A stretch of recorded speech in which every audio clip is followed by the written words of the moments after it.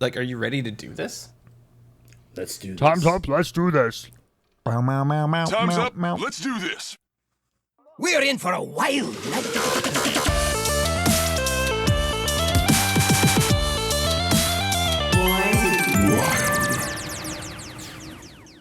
Welcome, everyone, to episode 249 of Born to be Wild, a wild Hearthstone podcast where we have fun, hanging out with friends, and talking about the wild format of Hearthstone and spotlighting members of the wild community. I am your host, Hydralisk. It's great to be back on this beautiful Friday evening here in the greater Vancouver area. I am joined by my fellow host, ElectricSheepCity. Meowdy. And Schmoopydady. Words. And this is a very special episode because we have a lore episode and the return of Goliath the Dwarf. Greetings, one and all. It is good to be back. For those of you joining us for the first time, welcome aboard. We record this podcast live every Friday evening at twitch.tv/borntobewildhs. And the video version of this podcast is posted to YouTube shortly thereafter. Audio versions are also distributed to all podcast apps. However you are watching, listening, or absorbing via osmosis this podcast today, thank you. Yes.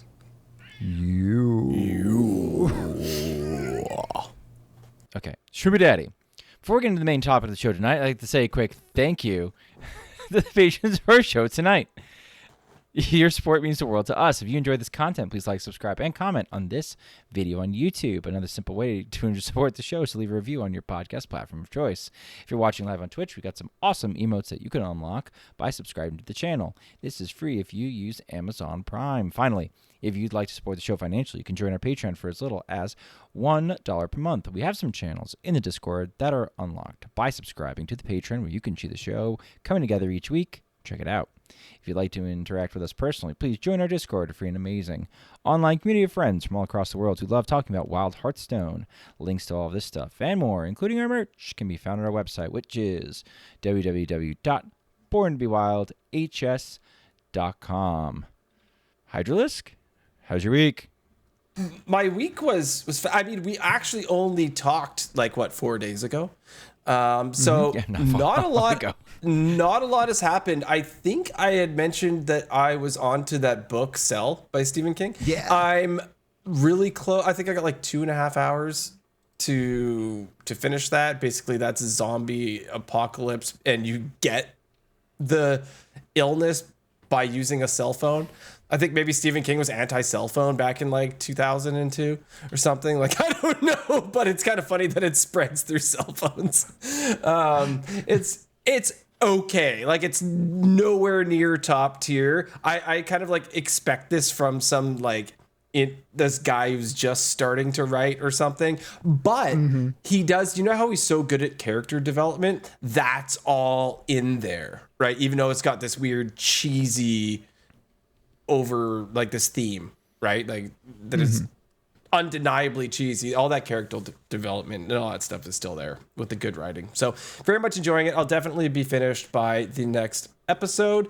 And I've been going on my walks and trying to be healthy and just listening to books while I do that, and too much yard work that I won't bore everyone with. Sheep, how was your week? My week has been pretty wild as well. So I've had work like whoa. Sorry, I just wanted to go hard in on the W alliteration there. But I have had work like whoa. That said, we had yesterday off, which was nice. The lamb still had daycare though. So we went to see a movie, the wife and I, and then went to the record store. And I got, let me see. I love the record store. Yeah, you and me both. So I got 6 new records, a Winnie the Pooh, an Arlo Guthrie, a Pete Seeger, the Oklahoma soundtrack, Band on the Run, and, Wings / Paul McCartney. Band on the Run. And Did you Woody say Winnie Guthrie. the Pooh? Yeah, I haven't listened to it. it yet.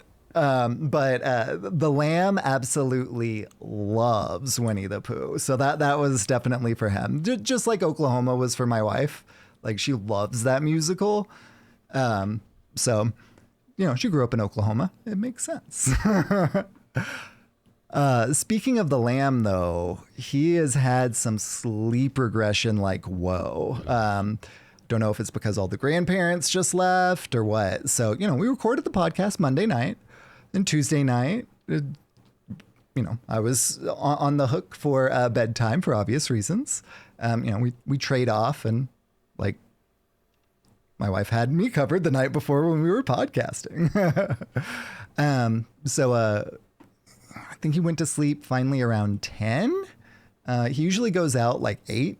Wow. The next day it was like 9:30, and he woke up in the middle of the night too. So there was like all sorts of funkiness in the evenings there. So I edited the podcast last night, and it has all been posted now, but Nice. there was a little delay there. I've got our cycle for the Friday and weekend, and doing a Monday thing just kind of threw a wrench into things. So, we joked about sometimes Monday, probably not on the regular. Yeah. Other than that, though, I've been playing me some Hearthstone, of course. I've been playing that Astrals Druid that Schmoopy sent us on Monday, and actually ran into our friend Uriel just earlier nice. today. So that was pretty cool. Been having a blast playing that deck. So Schmoopy, tell me about your week, my friend. Man, I think I'm going to be the shortest of the 3 because I think it's only right that we catch up with the Goliath the most. Work is fine. I wrapped up like my failure notifications and stuff on Monday. So the students that failed, they failed. Now they know. Sent my comments, which is just like, hey, pleasure to have in class. See you. Have a nice summer. And See you next year. See you next year. Maybe. Bye, Felicia. Maybe not. You're right. It's just like the usual like end of the year things. And then the rest of the time you're either like watching students take a test. The only thing that's worse than taking a 3-hour test is being legally mandated to watch teenagers take a 3-hour test, because like especially this generation gets a little bored, guys.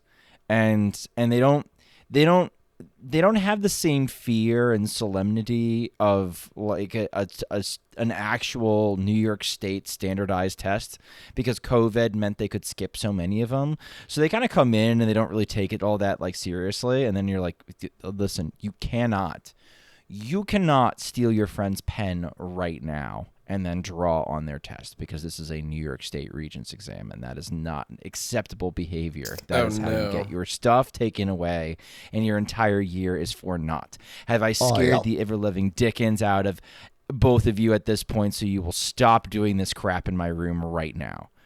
And they go, yes. I'm like, great, because you guys are like juniors, right? Not freshmen. I don't have to deal with this on the regular. Are we sure? Perfect. Right, and I use that tone and that look on my face, and usually they're like, all right, this guy's crazy enough. I shouldn't do anything else. Were you proctoring the English test because, scare the dickens out of them? It was no, that'd be actually giving away information that is relevant to the test, and I could get some serious penalties there. So I'm glad it wasn't the English test. It was algebra 1 for the record, and one of the things that they have us do is they have us go through and scan the whole test to make sure that the students have filled it out completely and they haven't left anything blank. A lot of times they leave things blank intentionally because it's hard and they don't want to do it. So kind of like a farm animal, you have to kind of not physically whip them, but you have to give them some incentive to just go ahead forcefully and do the thing.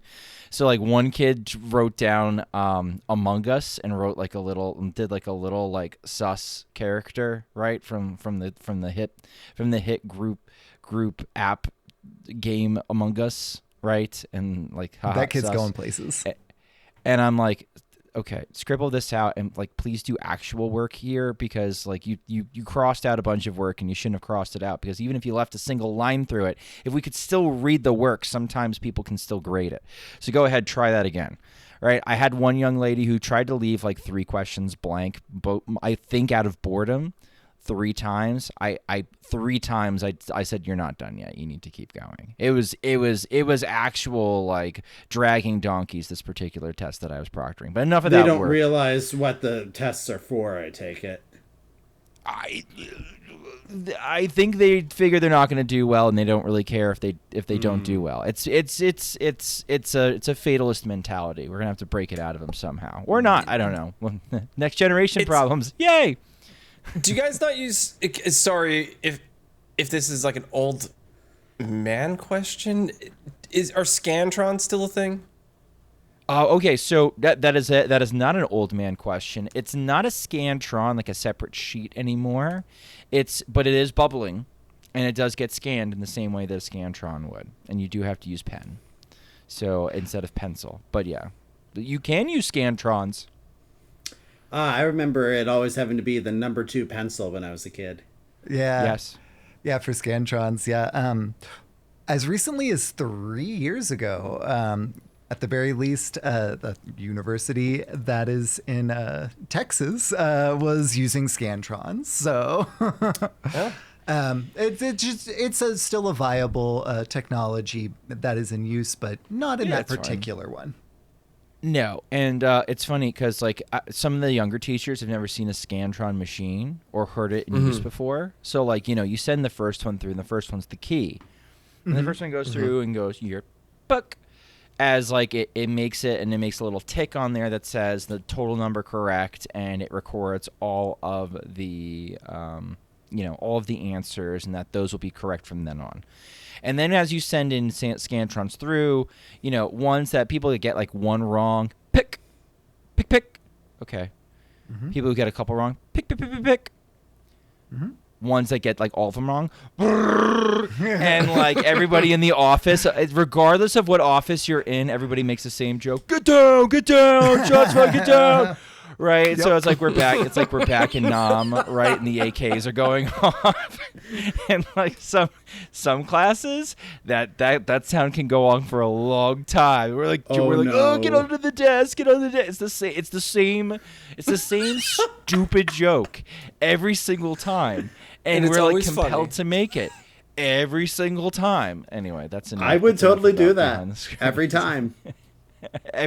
every time. Oh, get down! It's ow.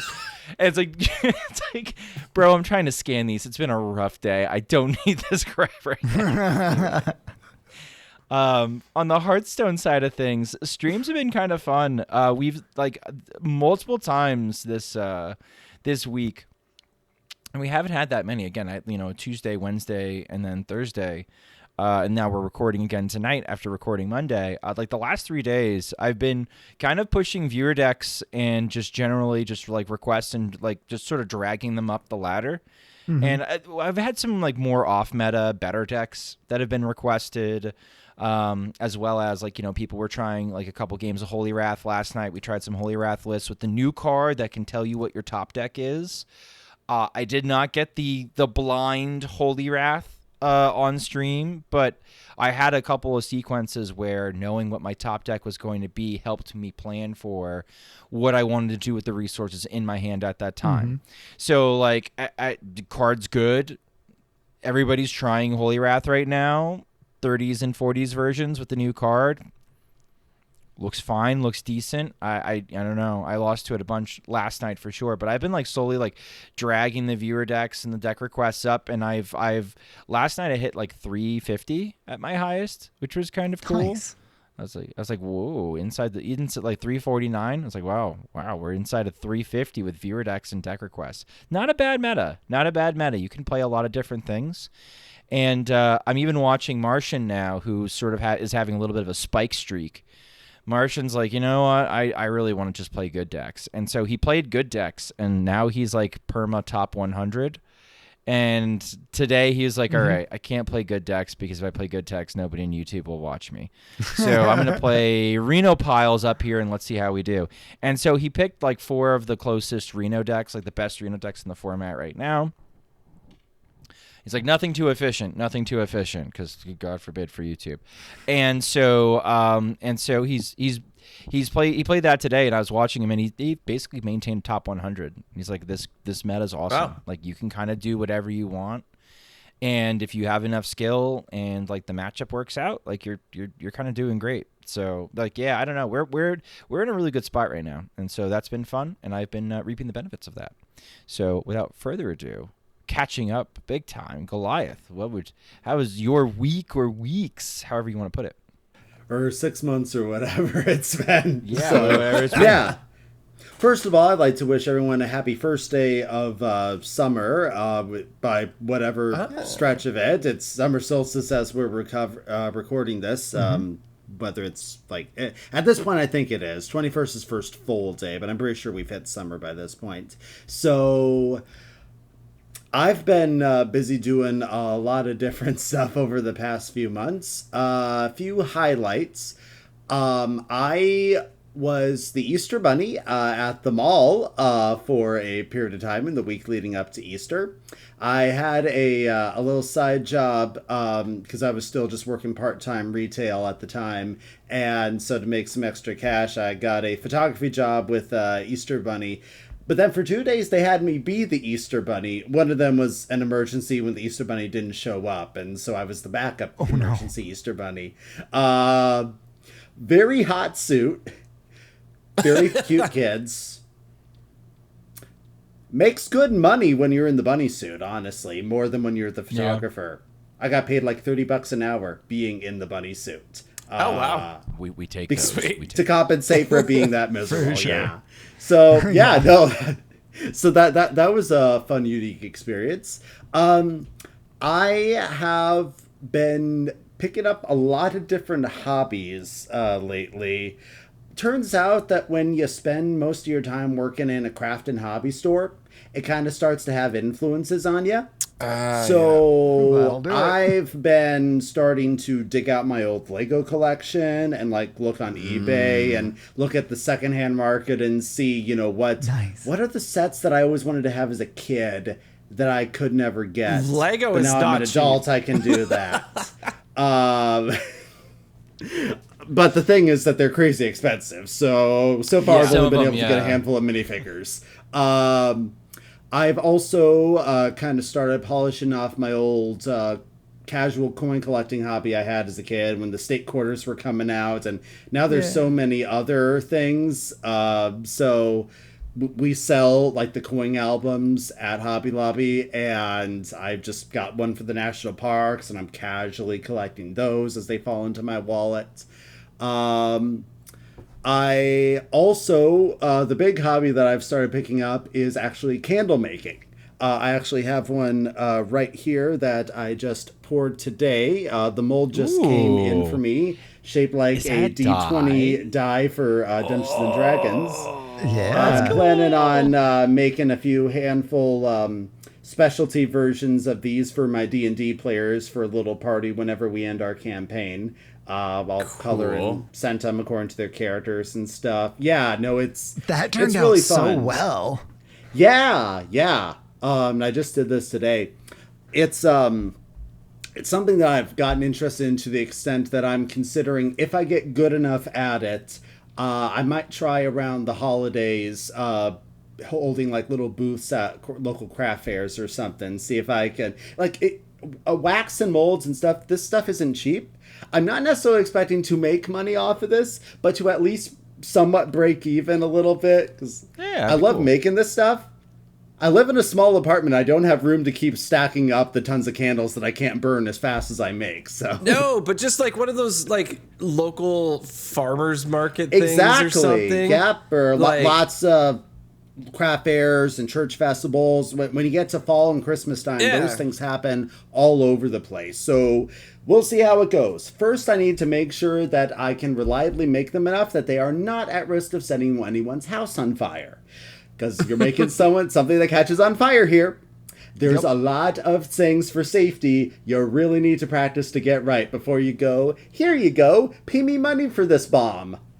I was going to say, you now have for D&D night, you now have a lore-accurate hand grenade. Like, you can... Yeah. Yes. Very much so. That's so cool. I made a candle one time on a field trip. They made us go and make candles. Mine looked like a poo carrot.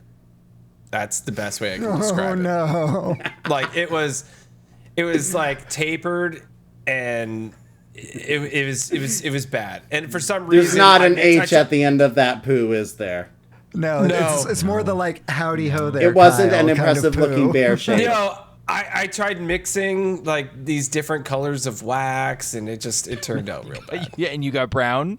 And you got brown. But I thought it would make rainbow. Who could have foreseen this? Future Wild player, by the way. Future Wild. Yeah. The signs were there early. Oh yeah, They were. But yeah, no. So yeah, I've just been pursuing a lot of that. I'm still running D&D with my friends. Been having a lot of fun with all the sorts of craziness that happens with that. And I finally, after a year of working part-time at retail, they finally had a spot open up. I work full-time now. So that's been doing wonders for having a regular schedule and being able to have more of a life. But on the topic, Schmoopy, you were saying about how there's the jokes that you say every single time. I get that with the customers, and I have a few of my own. It's like I'm obligated to say at the start of every cashiering, like, did you find what you're looking for? The most frequent thing I get is, and then some, or unfortunately, and just like the same lines that everybody says as though they had a script that they were reading, like I have a script I'm reading. But then I have my own things that I pull every so often, like sometimes somebody will have to... like they're just short a little bit of cash, and so they have to pay the last 38 cents with their card. And I'm like, so how many monthly installments are you going to pay that over? And I say that every single time. Well, you got me. Some people have a sense of humor, some people don't. I can see some. You do that in New York. I don't know if that's going to hit the same way. Yeah. What do you mean? yeah. How did you know I'm that very poor? different ways too. I've been going out to more zoos lately. I got my own set of photography equipment, and I've been enjoying going to like zoos and museums and practicing there. I actually have a friend's wedding that I'm booked to photograph in October, and I'm really looking forward to that. Yeah, that's about the highlight reel that I have for the past 6 months or so. Before we hop into the lore, Welcome to the news. The news is so good. I forgot So- about that blurb. Blue Train didn't. Rip. We got a little blurb from the Play Hearthstone Twitter account. If you listened to the last episode, we were a little vocal on how Arena is. Like, it's cool, but the rewards don't really sort of match not just us, but what the Hearthstone community really needs. So Hearthstone posted on Twitter, "We've been listening closely to your feedback on the new Arena experience. Our team is actively working on updates to better align with how you love to play. And yes, that includes changes to gold rewards. Thanks for your passion and patience as we fine-tune the mode. More details coming soon. Stay sharp, Arena Champions. Sheep? Well, that didn't take long. Yeah, so that's what I was thinking, right? Like, we complained about quests, like the daily and weekly quests and stuff, right? And they actually listened, and so that's kind of like what my thoughts were, is that they were going to take into account what we thought, and they totally did. Yeah, like the whole arena like revamp just went live not that long ago. Like it was what, a week ago? Yeah. So the fact that they've already said like, hey, it's been essentially less than a week. Yeah, we get it. We'll fix it. Sick. Like Refreshing. I did actually play 2 regular arena runs in between Monday and today. I forgot to mention that. So my first one, I won 2 and I lost 2. My second one, I won 5, so I'm in the underground. Oh, Check hey! So, nice. Quick aside, Goliath, they've kind of split arena into 2 different modes, like a regular one and then like the underground, which you have to win 7 arena like games in general to get into. It's the big leagues. Yeah, it's the big leagues. So I earned my way into the big leagues is what I was saying there. Nice. Yeah, Which buddy, I still and think only the 2 barrier runs. the barrier to entry seems so low, which is so fun. However, hilarious enough that I didn't get in 2 runs because mine didn't. I think add it's up meant to 7. catch bots mostly. That's like I think that's the main function. Is it's a pain in the butt to run bots, to play against other bots, to get 7 wins in a row, so that you could get them in the underground. Yeah. So like I think that's the idea. I think that's also the part of the idea of like making the barrier to enter more expensive, because then it's like, well, now a botting account is going to have to try twice as hard. Botting is a huge issue with the Chinese community. Really loves seeing high roll arena streams, and so you'll have people that will set up this account and then get a crazy arena draft and sell it to a streamer who will play it once and then essentially buy the account from the person, stream the run, and then burn the account and never use it again. So like it's kind of nuts. It's kind of nuts what they have to do, but I think this is all sort of a creative solution to that typical strategy, because like for people who are just normally playing arena, it sucks to just run into only high rolls. So And I now totally understand what y'all were saying about like it feeling totally different. I had a run with a Dark Gift Warlock. That was my 2-win run, right? I did that one first, and then I had one where I got Eliza and was going just like token stuff, and that's the one that I won 5 in. Like it feels like you have a lot more control. We covered all that last time, but I'm excited to say that too. Thank you for giving me that brief time to say that thing. Thank you.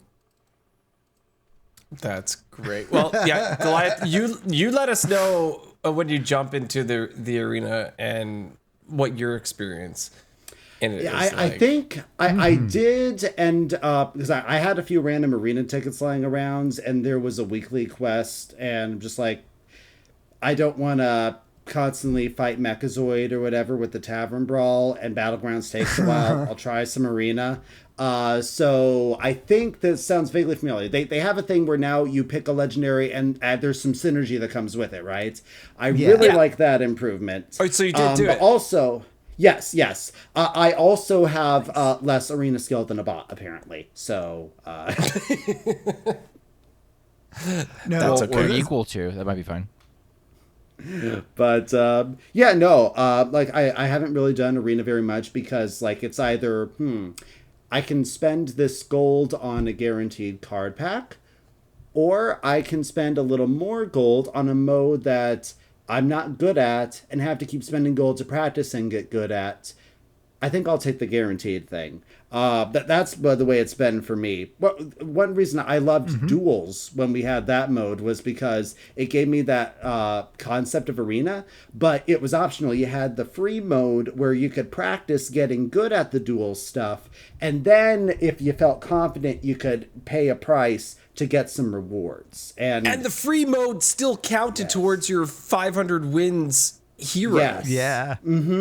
I forgot Which about that. Yeah. was like the massive perk of that free mode. Yeah, duels was my favorite mode of all time. I am sad that we lost it. I know it wasn't everybody's favorite, Same. but I had a blast with the craziness. Oh, you're preaching to the choir. Schmoopydady is like Despondent. in love with that mode. Yeah. Yeah. I would take off my hat, but I have none. Well, if anyone doesn't have any more comments on this announcement that they're going to be changing Arena, and thank you for listening, Team 5, we can hop into the Emerald Dream lore. So, once again, introducing Goliath the Dwarf. All right. Well, it's good to be back, ladies and gentlemen. This is a little unusual for us. Most of the time, we do these lore episodes on a topic just as the expansion is coming out. This time, we're doing it at the tail end right here. So I'd like to take advantage of this to start by asking you guys, you've been playing with these cards in this set for a while with the Emerald Dream. Just out of curiosity, are there any particular legendary cards or lore aspects or anything that caught your attention and you're like, I am curious about this one, or I really like this one in some way, shape, or form? Sheep. Saladricil. Like, immediately. Yeah. Yeah. Yep, I can agree. I mean, I've always loved Ysera in general, and Ysera's been around forever, but I love hearing about Ysera stuff. So I love hearing about where the cards came from and how the lore fits into what Ysera gives you and that kind of thing. So I know that's been around for a while, but it has always intrigued me. Yeah, and this is our, fourth or fifth different Ysera card at this point. So we've seen her in a lot of different ways. And now that the mini sets come out as well, I never know how to say it. Fryak is what I always want to say. Farak, I believe is how you say it. Farak? Okay.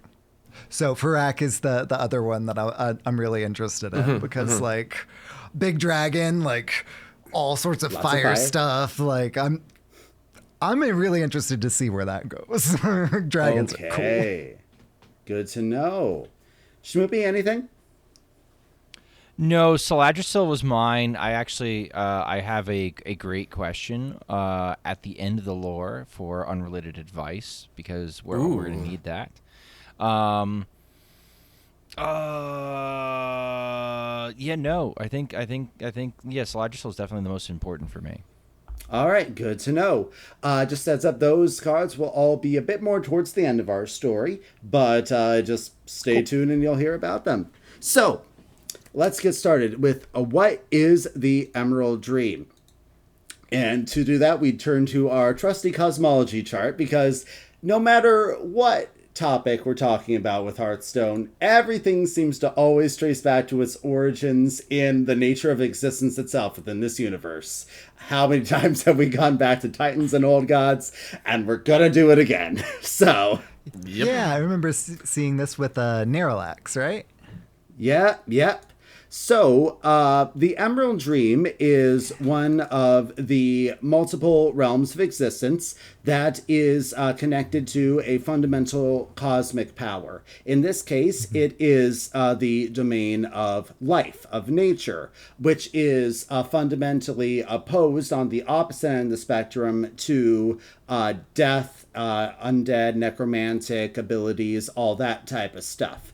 This is in a similar way to how the light and the void are fundamentally opposed yet similar, and the arcane order and the chaotic fel. These three sets of things are basically kind of what make up everything else on a cosmic scale within the Warcraft/Hearthstone universe. Now, the actual origins of the Emerald Dream are something of a debate in universe. There's a common thing that happened, but what happened before that is slightly debated here. So we have the Titan Keepers. So as a refresher for you guys and for the audience, the overall start of the world of Azeroth is that it is it's like an egg that has a sleeping baby Titan spirit in it. And we all remember from Titans expansion all about those guys. You got these walking worlds, these great cosmic beings who find this world, and there's these corruptive beings called old gods on it, and they create a whole bunch of minions in order to go and fight and defeat and imprison them and cleanse this world of corruption so it can grow into a nice, big, strong, uncorrupted Titan. One of the things that they do after all that, they go about ordering the world. It's called the Ordering of Azeroth, which is basically when they take what was previously just the old god Black Empire, infested stuff everywhere. They clean all that up and they put everyone to work, making mountains, carving out seeds, just all of that basic forming geography type of thing that you might do if you have like a fun 3D sandbox program or something, one of those level design type of things.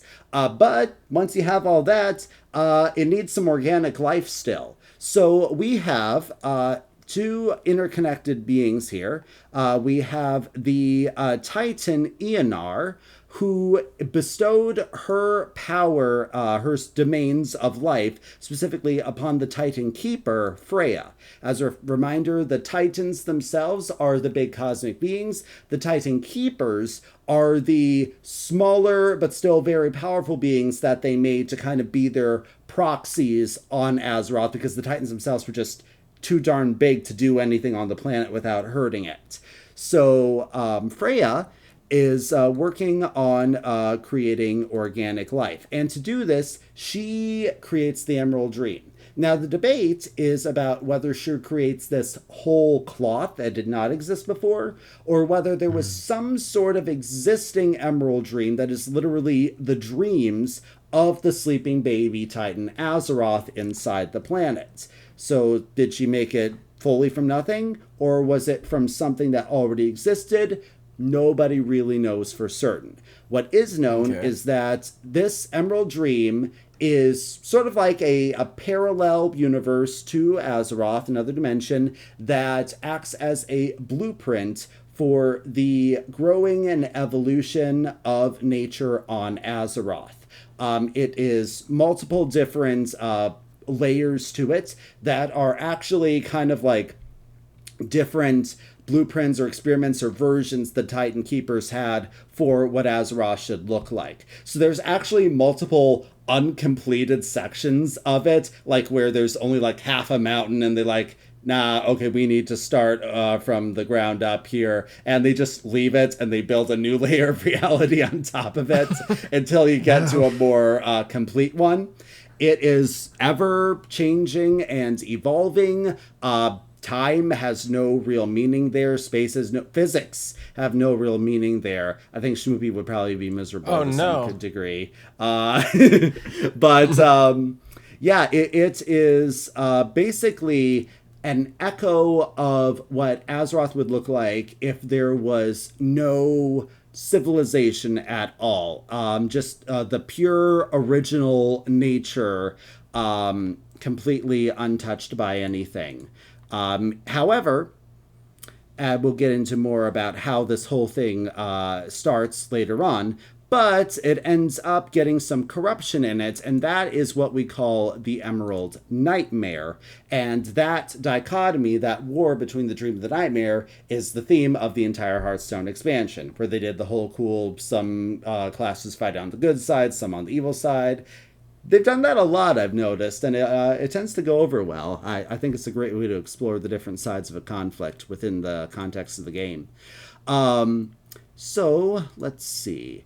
The Wild Gods. So, Freya makes the Emerald Dream, and she is using that to make life on the actual planet of Azeroth in the physical universe. So she's going around experimenting with things, and there's three particular hotbeds of experimentation that she does that I think are going to be relevant for us to talk about in more detail in the next episode, because they are the Vale of Eternal Blossoms in Pandaria, Sholazar Basin in Northrend, and Ungoro Crater.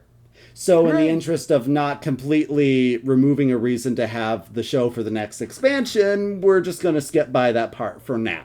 But while she's walking around Azeroth with all this, she ends up finding and elevating and creating multiple different animal creatures into what are known as wild gods, who are these incredibly powerful beings who are just have a very important tie to the realm of nature. I am now going to take an excerpt, as always, from the Warcraft Chronicle book, which, as always, I have a very strong recommendation for anyone who is interested in reading the whole story of these to check out. Primarily, the first volume is what I'd recommend. I did finally get around to buying and reading the fourth volume earlier this year, but it's not nearly as good because it's basically just a recap of like the last several Warcraft expansions. We're just like saying the players did this, the players did that, except it substitutes players for adventurers. Though in one point there was an editing mistake and they actually kept the word players in. Oh, That's no. funny. Which was a little immersion breaking. But yeah, the first volume right here, this is the one I most strongly recommend. But so I'm reading from the section, The Ordering of Azeroth here. It says, the greatest creatures to emerge from these enclaves that Freya is working with were colossal animals known as the Wild Gods. Freya adored and cared for these majestic beings as if they were her very own children. She often wandered the physical world with the wild gods at her side, vibrant forests and grasslands blooming in their footsteps. Yet there was one place she and the wild gods frequented more than any other, a massive forested peak called Mount Hyjal. It was on the slopes of Hyjal that Freya bound the spirits of her beloved wild gods to the Emerald Dream. Inexorably tied to the ethereal realm, they would come to symbolize the health and virility of Azeroth itself. Forever after, Hyjal would remain a refuge and sacred place to the wild gods. As Freya's creations explored the world, they came across a number of other strange life forms. These creatures had emerged from Azeroth's elemental past of their own free will. When the Keepers had sealed off the elemental planes, some stragglers had escaped banishment. The fury of these spirits had ebbed over time, and they became creatures of flesh and bone. It was from these former elementals that some forms of wildlife, such as proto-dragons, came to be.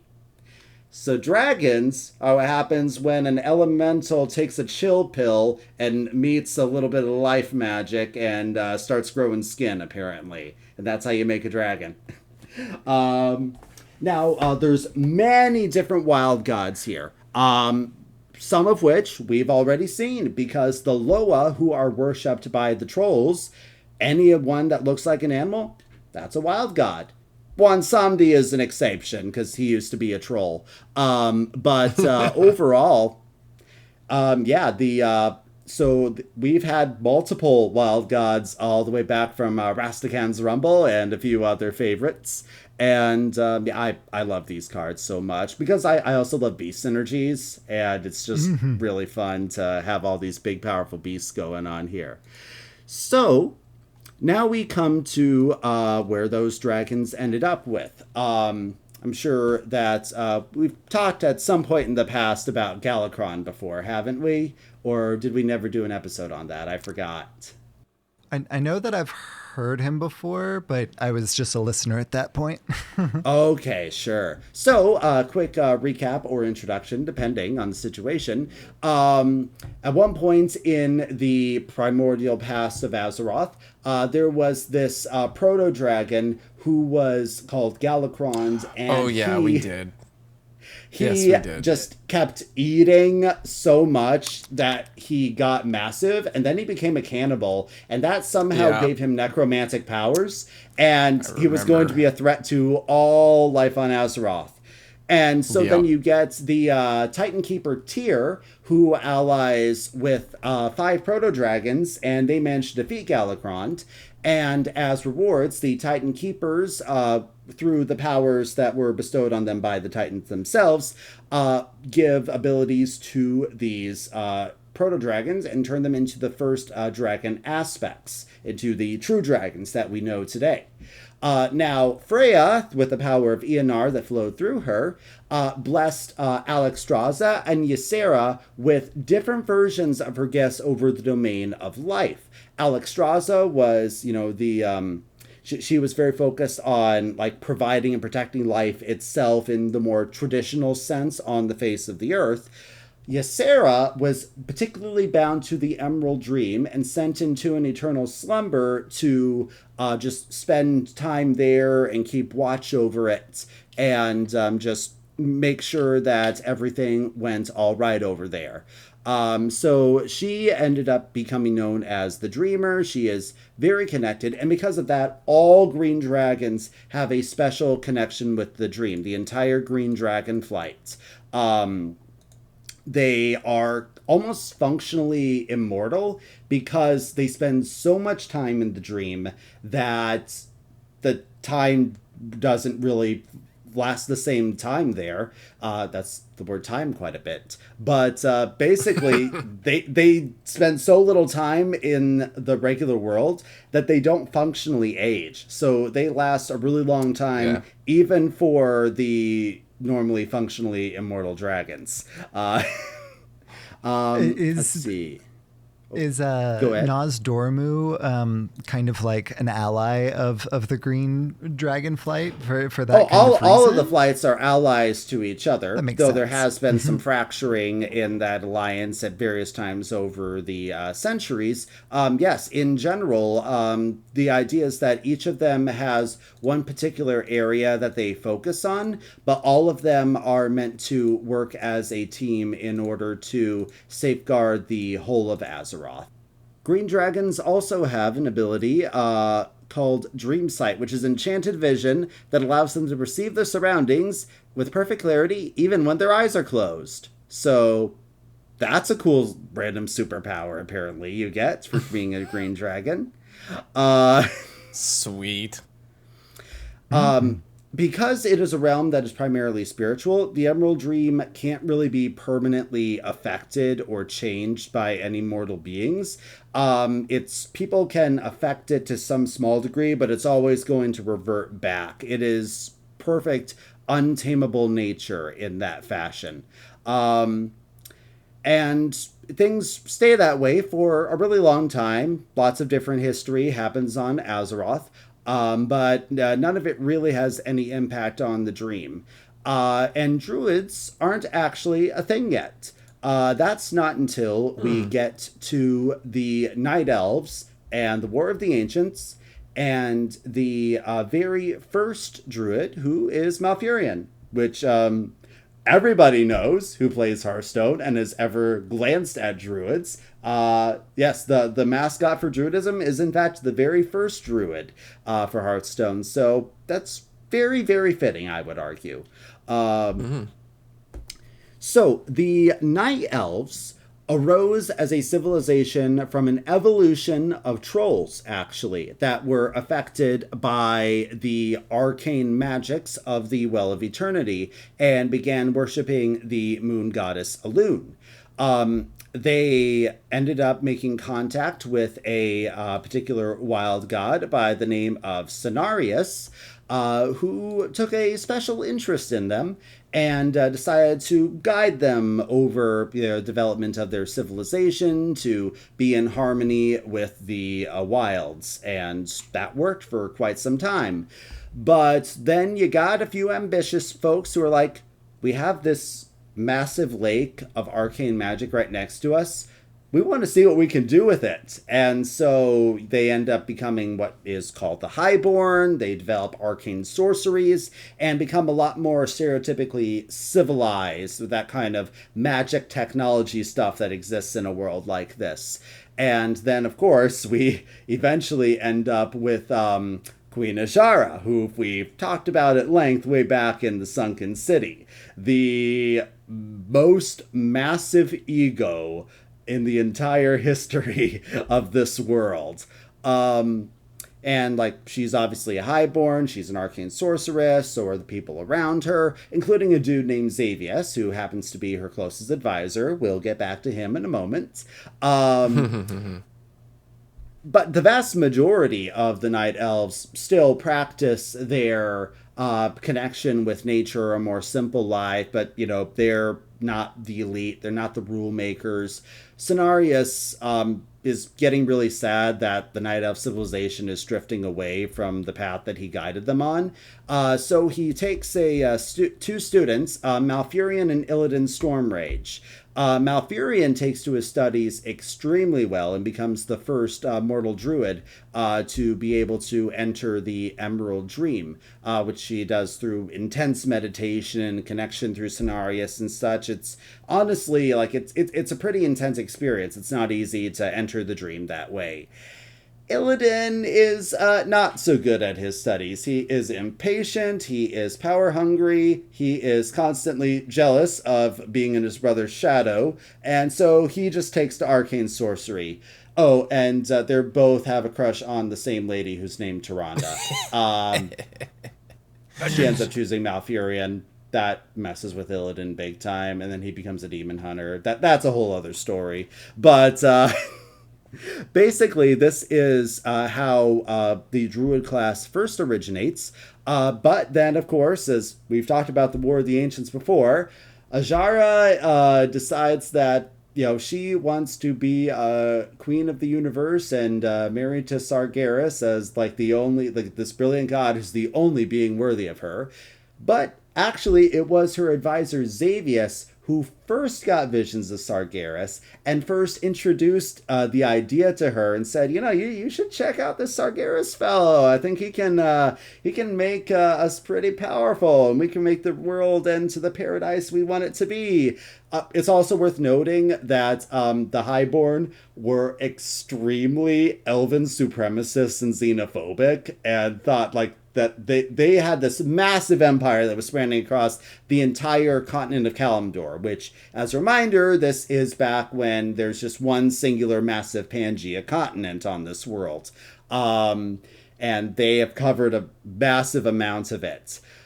Azshara has always hated the wild god. She's always avoided Mount Hyjal because she knows that deep down, that's something that even she can't control with all of her power, and that drives her absolutely nuts. So she's like, we have this massive, expansive empire. We shall not colonize that mountain because I respect our storied traditions and our connection to nature. But really, she just knows that she can't control it and she wants to save face. But Fair. The War of the Ancients happens. She and all of her Highborn and summoned a whole bunch of demons in the world, and they start wreaking havoc. The resistance starts with Malfurion and Illidan as two of the primary fighters here. Malfurion actually utilizes the Emerald Dream as a way of fighting against this magic that Xavius has created in order to stop any magic aside from Arcane and Fel from affecting the portal as a protective method.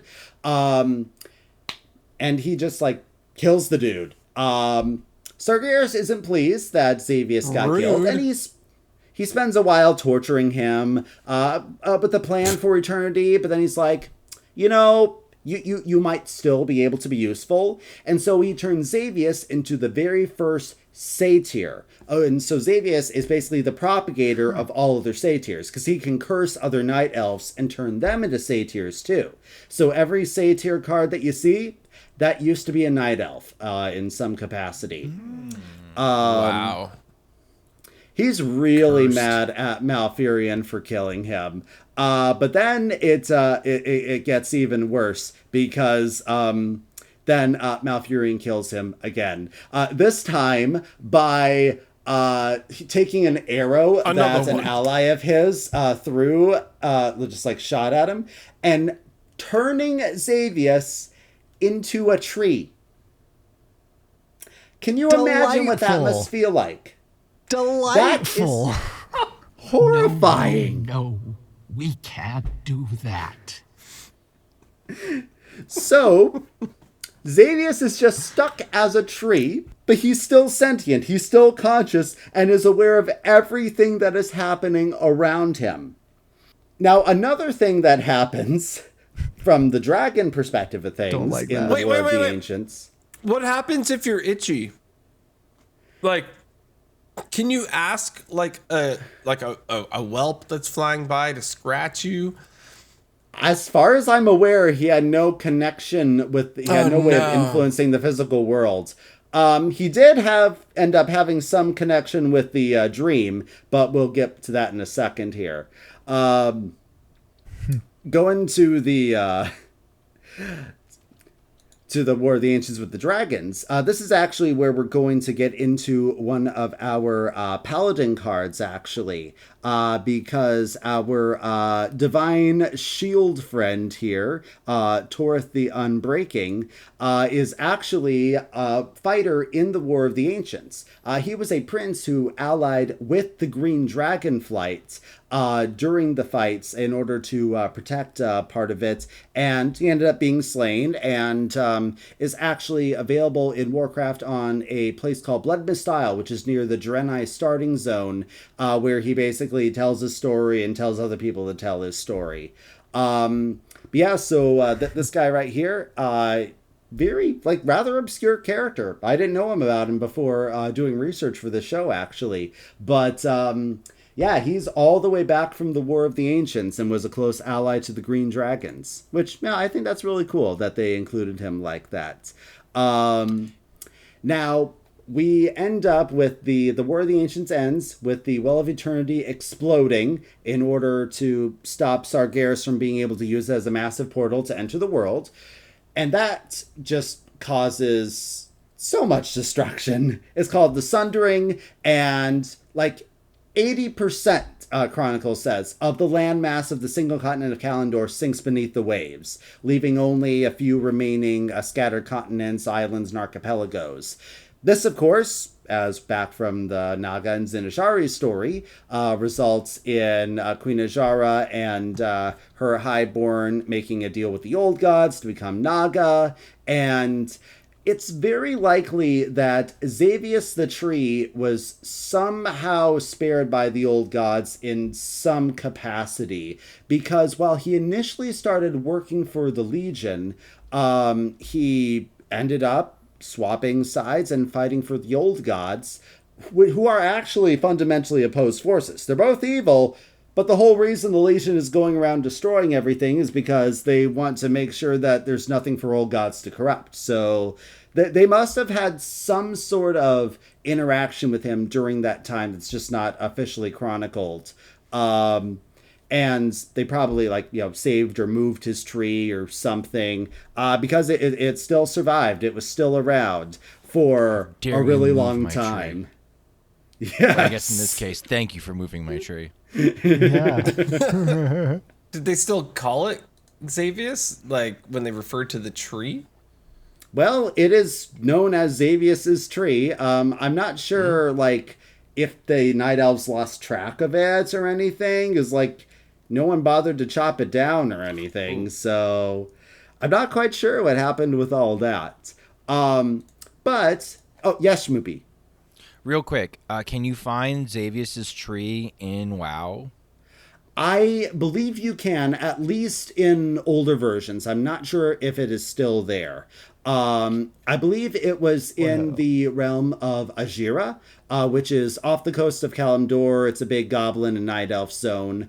I don't remember finding it myself. I just read that part on the wiki when I was doing the research, where it was also disputing, like, technically he got turned into a tree outside of the city of Suramar, so it probably shouldn't be there, but maybe the old gods moved it. And it's one of those gameplay versus lore little things there that you either ignore, retcon, or find some crazy way to reconcile it. Because Warcraft does work with, the lore is developed along the rule of cool. And there might be one thing that exists, and they realize, actually, the story would be better. Let's change it that way. So we just roll with it. It's one of the things that results in really fun, really crazy stories for this world that I love so much. Let's see. Yes. So after the Sundering finishes and the Night Elves are, they flee to Mount Hyjal, where the wild gods are so strong, and they make a refuge there. Now, it just so happens that old Illidan decided that, that Well of Eternity, that was a really powerful thing that we're going to use, because those demons are going to come back one day, and we're going to need that power. But everybody else, including Malfurion, is all, dude, the lake... The Well of Eternity, that's literally how the demons got here. You can't make another one. But he does anyway. He just takes some vials of water, magic water he took, and pours them into a new well and creates a second Well of Eternity. And that is the thing that makes everybody so ticked at him that they lock him up for 10,000 years. So whenever he's like, 10,000 years, that's why. And Maiev was guarding him that whole time, all because he made a magic lake. But they're like, we need to stop this from being a beacon to demons to invade again. We can't do this again. So they call on Lakes were made. Mistakes were made. Thank you. Thank you so much. That was incredible. 3 of the dragon aspects are called upon. Ysera, Alexstrasza, and Nozdormu, who plant a massive tree over the new lake as sort of a cap for it, so it can't be accessed, can't be detected, and they bless it with each of their powers. So Alexstrasza makes it super, durable, just like a really strong, healthy tree. Ysera ties that tree to the Emerald Dream and all of the Night Elf Druids. So now, while entering the dream previously required a lot of intense, hard meditation, it can now be done much more easily by all of the Night Elves, Druids. And Nozdormu weaves his time magic into it so that both the tree and the elves are immortal. As long as the tree stands, the Night Elves are immortal, which is why we still have Malfurion and Tyrande around, because they're really, really, really old at this point. But they had an immortality boost there for quite some time. And that tree is known as Nordrassil, or Crown of the Forests, and it's known as the World Tree. And it is going to be the source from which most other big trees that we talk about come from. Not all of them, but a fair amount of them. So after all this, there's a little thing that happens called the War of the Satyr, which is basically when a bunch of Satyr who are still hanging around cause a lot of trouble, and there's a big battle, and there's a bunch of druids who want to fight back by shape-shifting into a form based off of the wolf wild gods, and they are the very first Worgen. And it just so happens that they can't control this. It turns them into a mindless rage, and they can't tell friend from foe. So they end up turning on their allies, and they have to be dealt with, and they're cast into a sleep into the Emerald Dream. And it's at this point that Malfurion is like, so, turns out that you can take Druidism too far and misuse it. This is probably going to happen again if we're not careful. We need an official government regulation body to bureaucratically make sure that nobody causes problems with Druidism again. And thus, the Cenarian Circle organization is created, which, of course, Malfurion is the leader of and is named after Cenarius, his teacher, or Shando, as they like to say as druids. We have a few members of this as cards. These are people who joined the Cenarian Circle later on in the story, but I'll just mention them now. Hymel Rune Totem, who is one of our druid legendaries. He was a member. Actually, the first non-Night Elf member, and the first thing that kind of brought the Cenarian Circle as a unifying neutral faction where alliance or horde didn't matter. Yes, Schmoopy.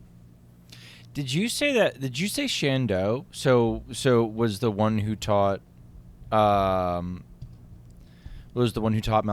So like the 3-mana 3/3 that can copy a beast, or can add like +1/+1 to your deck. There's like a. Does You not mean look back like a very from ancient card. Scholomance?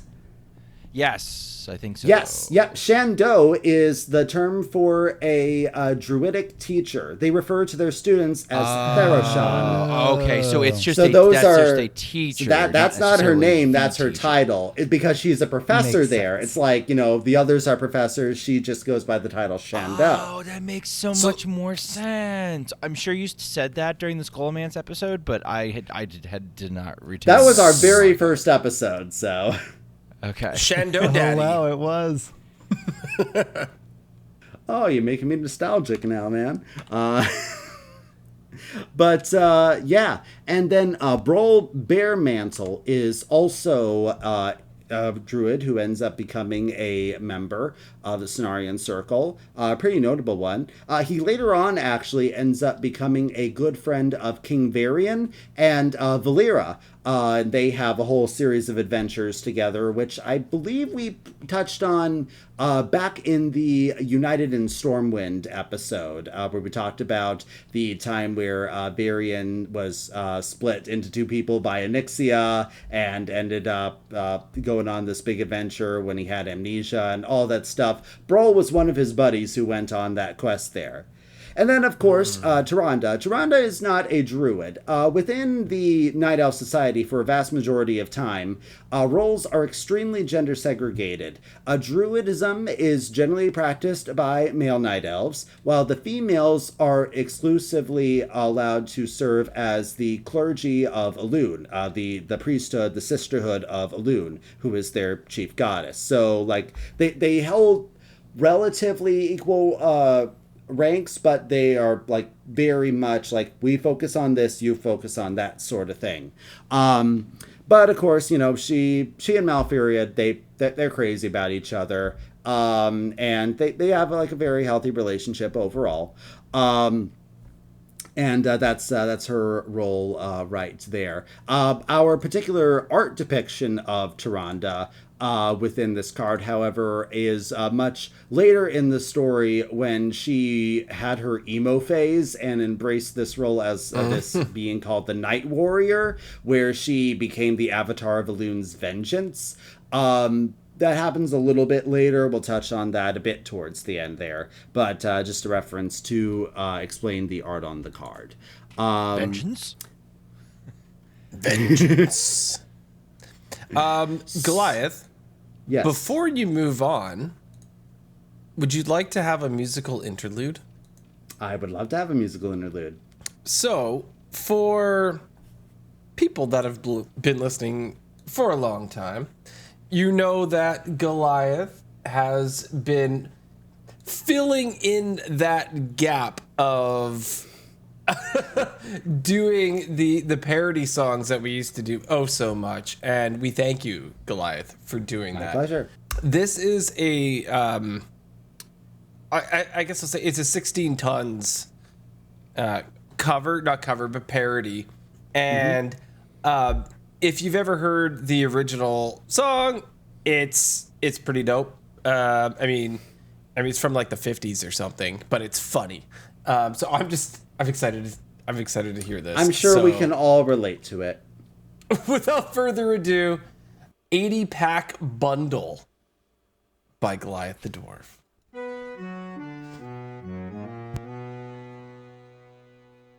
Some people say a heart is made out of dust. A card pack's made out of moonstones and trust. Moonstones and trust, but no guarantee. Just offering a prayer to the RNG. I buy an 80-pack bundle, and what do you get? Never that one legendary, and you're deeper in debt. Shadowlands, don't you call me, 'cause I can't go. I owe my soul to the Blizzard store.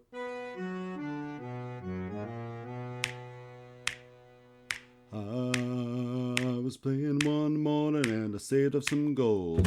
I bought a pack and tried to keep excitement controlled. I inspect all the cards with a quick mouse and over, and my heart skips a beat if I see the golden color. Buy an 80-pack bundle, and what do you get? Never that one legendary, and you're deeper in debt. Shadowlands, don't you call me, 'cause I can't go. I owe my soul to the Blizzard store.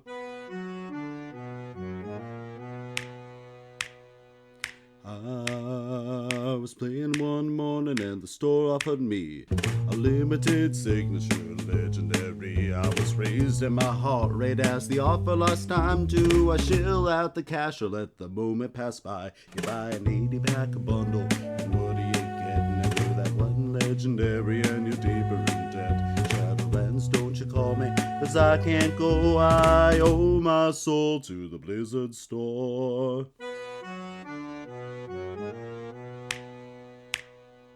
When I have a favorite card, it's the last one I get. Even duplicate protection is a random roulette. And that's not talking about the other modes of season pass. If one after doesn't can be another, still drain my cash. You buy an 80-pack bundle, and what do you get? Never that one legendary, and you're deeper in debt. Shadowlands, don't you call me, 'cause I can't go. I owe my soul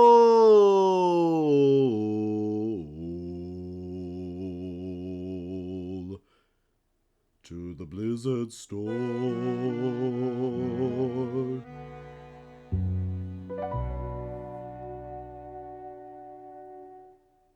Wow. I am so glad that my headphones are wireless because that was incredible. Oh, good. I was afraid you were missing it. That it's not a hip hop song, but you deserve a hip hop horn. Thanks, well, Hydra. And how? well done. That was an amazing performance, and I love how you kept just enough of the original song in there and just related it to Hearthstone. It was so good. Yeah. I would like to make the disclaimer. In real life, I have a lot more restraint than in the song, but the temptation is always there, man. You know what? It's true. We talk about that on this show as well. I love the art and the signatures and everything that they do, right? But I'm also not going to break the bank to buy it all, right? Maybe I'll get lucky and I'll open something, just out of a random pack. But yeah, amazing. Lest you owe Well your done. soul to the Blizzard store. Yeah, to the Blizzard store. All right, so we left off introducing the Emerald Nightmare, I believe. Yes. So it's at this point that a key player in all of this comes in, a fellow by the name of Fandral Staghelm. He is a druid who has he's been through a lot. He was involved in this whole conflict called the War of the Shifting Sands, where he ended up fighting against Cthulhu's forces, and they accidentally unleashed them while trying to make a desert into a forest. And this is all stuff that we touched on back in our Cthulhu episode. But basically, his son is murdered in front of him, and that sends him into a spiral. Yeah, now, as it would. Yes. Understandable. Now, outside of all of that, it just so happens that all this whole sundering thing that, shook the entire world and broke up land and everything, those old god prisons that the Titans made a long time ago, they got a little shaken up too. They're a little bit weakened, and the old gods now have the ability to exert stronger influence. It's small, subtle, most of them is still contained, but their powers growing and influencing things outside their prisons. And this horrible mineral called serenite just starts popping up. It will later be mined by people who ask how long this can go on very frequently. But serenite is known sometimes as the Until blood May of Yogg-Saron. 2025. That's the answer. That was the answer. We now know. But yeah, so it's this corruptive material that is just popping up everywhere. And Fandrill and some other druids have an idea. They say, hey, our world tree Nordrasil, it restored life to our area. It staves off corruption. What if we take some of its branches and we plant new world trees in these other areas where there is problems? It'll clear it right up. It'll fight the corruption. Other people are like, hey, you do know, Fandrill, that it took the blessings of 3 dragon aspects to ensure the tree is as powerful as it is. Do you think maybe we should, talk with them first and make sure that they're cool on this and they'll help us out? Fandrill's like, no, we have no time on this. Look at how fast this serenite is spreading. We need to, it's easier to apologize than to obtain permission. So we're just going to secretly take some trees and plant them around without anyone's knowledge nor approval. Especially Malfurion, because I don't like that guy bossing me around. He rubs me the wrong way. So, what happens is that they plant all this stuff, and at first, it seems to work very nicely. It clears everything up. But the biggest one that they plant, where there's the most serenite, way up in what's now Northrend, it ends up burrowing a bit too deep into the world with its roots. Its roots penetrate the prison of Yogg-Saron. He can now access it and corrupts the tree. So now, instead of radiating this life-giving force that saves off corruption, the tree is now just amplifying all sorts of madness, because that's what Yogg-Saron is. And you've got, races that don't normally fight that live there, like Dryads and Tonka. Tonka are like these Tauren, but they look like bison. They're really cool. We've had 1 or 2 cards depicting them in Northrend theme sets. And they go, they're especially brutal in the way that they're fighting and killing each other. And they don't do that. That's not in their nature. So the druids learn about this, and they're like, maybe we should investigate this. And they go up and see that the tree, which they had called Andrasol, which means the crown of the snows, it's been completely corrupted, and they have no choice but to chop it down in order to, destroy this source of corruption that's spreading. It is then later known as Vordrasil, which means broken crown. And it's just like this massive stump and big trees is just sitting there that you can actually visit in Northrend if you play World of Warcraft. You can actually walk around in its big stump. There's a bunch of furbolgs that are living in there. sometimes it affects them badly because they get a little corruption from the area, unfortunately. But they're like, okay, disaster averted. That was not a good idea. Fandril, you should have asked permission. We should have gotten the blessings, but, everything's taken care of now. Except it's not. Because through that world tree, which was connected to the Emerald Dream because of Ysera's initial blessing to the first one, and this is a part of that, Yogg-Saron can get into the Emerald Dream. And that's how the nightmare starts. Yeah. And later on, N'Zoth is pretty much the one who, takes over cultivating and spreading the nightmare and everything. Yogg-Saron was the one to get it started, though. So, yeah, this Fandral dude, he's accidentally the reason that the nightmare exists in the first place. But that's not the end of it. Because Xavius is still around as a tree. He has had 10,000 years of his own to hate Malfurion for killing him twice. And he really wants revenge. At this point, he's been working on spreading the nightmare over time and increasing corruption.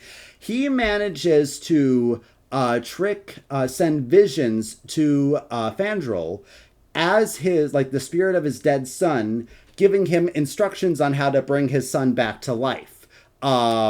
Which now that's involves, manipulation. What does this involve? It involves taking a corrupted branch of Xavius's own tree and secretly grafting it into a new tree that the Night Elves have grown. Because back during Warcraft 3 at the end, those of you who have played it will remember that the way that the Legion is defeated at the end is by the world tree of Nordrassil exploding. And that does it. That saves the world and everything. And they were trying to get at that well of eternity that was underneath it. That's why Archimon's going there in the first place. But they have to blow up the tree. They blow up the well, and that removes the Night Elves' immortality. They don't have those blessings anymore because the tree's gone. So they're like, we need to plant a new tree here. And that one is going to get called Teldrassil. And they pick a spot to plant it later on, and but that one doesn't get blessed by the dragons. They're like, nah, we're not really feeling this one here. So we have this tree that doesn't have blessings to protect it, and Fandral specifically grafts a corrupted branch onto it, so it's corrupted right from the start. And please note, this is massive tree that serves that hosts their entire city and everything. All of the elves live in this tree. Now, it just so happens that part of the duties of being a druid means that you sleep for a really long time as your physical body hibernates and your mind explores the Emerald Dream. This is very common to happen, but Malfurion isn't waking up at some point. He's basically functionally an absentee leader, and Tyrande has to run everything. Fandral ends up working his way into being the main leader of the Cenarian Circle in Malfurion's absence. He is the Archdruid at this point, and is very effectively covering up his role in corruption. In fact, he's all like, hey guys, I know a way that we can fight this corruption with this ritual that'll lend all of our druidic strength into the tree. It turns out that this actually just means that their strength is feeding the corruption. Oopsie, so he's manipulating them all pretty hard on this. Wow. Yeah. He makes sure that Malfurion's body is weakened, so he's not making up. Meanwhile, Xavius, now having full access to the Emerald Dream through his branch being grafted into this new tree that has access to the Emerald Dream, he really goes at. He captures and tortures Malfurion. Like, he has a lot of rage to take out on this guy. He does this in multiple ways. He tortures him mentally by showing him horrifying visions. For example, he shows him a vision that Tyrande is instead married to Illidan instead of him. And Tyranda's turning into a demon because she embraces the Fel like Illidan does. And that's, like, Malfurion's worst nightmare. But also, Xavius is working on turning Malfurion's body into a tree. He's like, now you're gonna see how it feels. Which no. I think is just hilarious. And a small part, if it wasn't for the whole corruption and dooming the world with madness sort of thing, I'd be like, yeah, he kind of has it coming. Like, I would want poetic justice too on someone who did that to me. But, yeah, fair. But eventually, Tyrande is able to gather up some allies and go into the dream and manages to break Malfurion loose. This all happens when Xavius is starting this ritual to try to merge the Emerald Nightmare and the physical plane of Azeroth into one place. And just like there's this epidemic of nightmares that's impacting the entire world. You can read all about this in the novel Storm Rage, which was released around the time of the Cataclysm expansion. So canonically, this all takes place right after the Lich King is defeated and right before the Cataclysm happens. And yeah, eventually Xavius is defeated, but he can't be fully destroyed, and neither can the Nightmare. So they just seal them in this, like, the very bottom area of the Emerald Dream, in this place called the Rift of Aln. And they just hope that it stays there and doesn't become a problem later on. Spoiler warning, they were wrong. But it does hold it back for quite some... Well, it held it back until Blizzard wanted a new raid. Several expansions passed by without the Emerald Dream really having much of an impact, aside from its general relevance to any general Wild God or Druid stuff, but never us going there or being involved in it. Until the Legion expansion, which is when we get the Emerald Nightmare raid. And that is when we get Shaldrasil in here, which you guys have been waiting for to talk about. So, Shaldrasil is a world tree. It is not actually connected with the other world trees. This one has its own origin. This is located in a place called Val-Shara, which was a place that was on Azeroth, the closest to the Emerald Dream that it was possible to get. This paradise, this is where Malfurion trained and became the first druid under Cenarius. This was the birthplace of druidism, and thankfully managed to survive on its own little island, surviving the Sundering. It became part of what's known as the Broken Isles, which we explore in the Legion expansion. However, Xavius has been busy and managed to break out of his area. The Legion is taking up people's attention quite a bit, and he is pretty set on trying to capture Malfurion yet again and get at him. And there's actually a whole dungeon called Darkheart Thicket where you have to go and rescue Malfurion from Xavius's clutches. And he also mocks Malfurion by sending visions to Tyrande and the player while we're searching for him, of Malfurion being this complete whiny wimp. He's like, help me, Tyrande! I need you! I am helpless! He's just like, he's pretending to be the most pathetic version of Malfurion that he can be in order to get back at him, because the dude is really petty at this point. This actually impacted the perception of a lot of Warcraft players into thinking that's actually what Malfurion is like, because they didn't realize that it was an illusion by Xavius mocking him. Yeah, that actually impacted me for a while, because that was the first expansion I played. So I'm like, Yeah, I can't take this Malfurion guy seriously. But Malfurion is actually incredibly powerful and is a person that you absolutely want to take seriously. There's actually a couple novellas that show like the perspective of Horde members fighting him. And the way it's written, he is absolutely terrifying when you make him angry and he fights you. Because dude can control the weather, he can bend trees, he can shapeshift into ferocious animals. Like, Malfurion, he is no joke, even if some people thought that he was. But going back to the Emerald Nightmare raid, we have several of our legendary cards who are bosses within that raid. Shaldrasil, the World Tree here, has been corrupted by the Nightmare. And so that is why, as a card, it has that corruption mechanic of the versions of the Dream cards. Because it is, like, the thing that is making it so strong here. Now, we have... so Nathandria is the very first boss of the raid. She is a corrupted green dragon. Because the thing is that the green dragons, they're so connected to the Dream. That means they're also uniquely susceptible to the corruption of the Nightmare.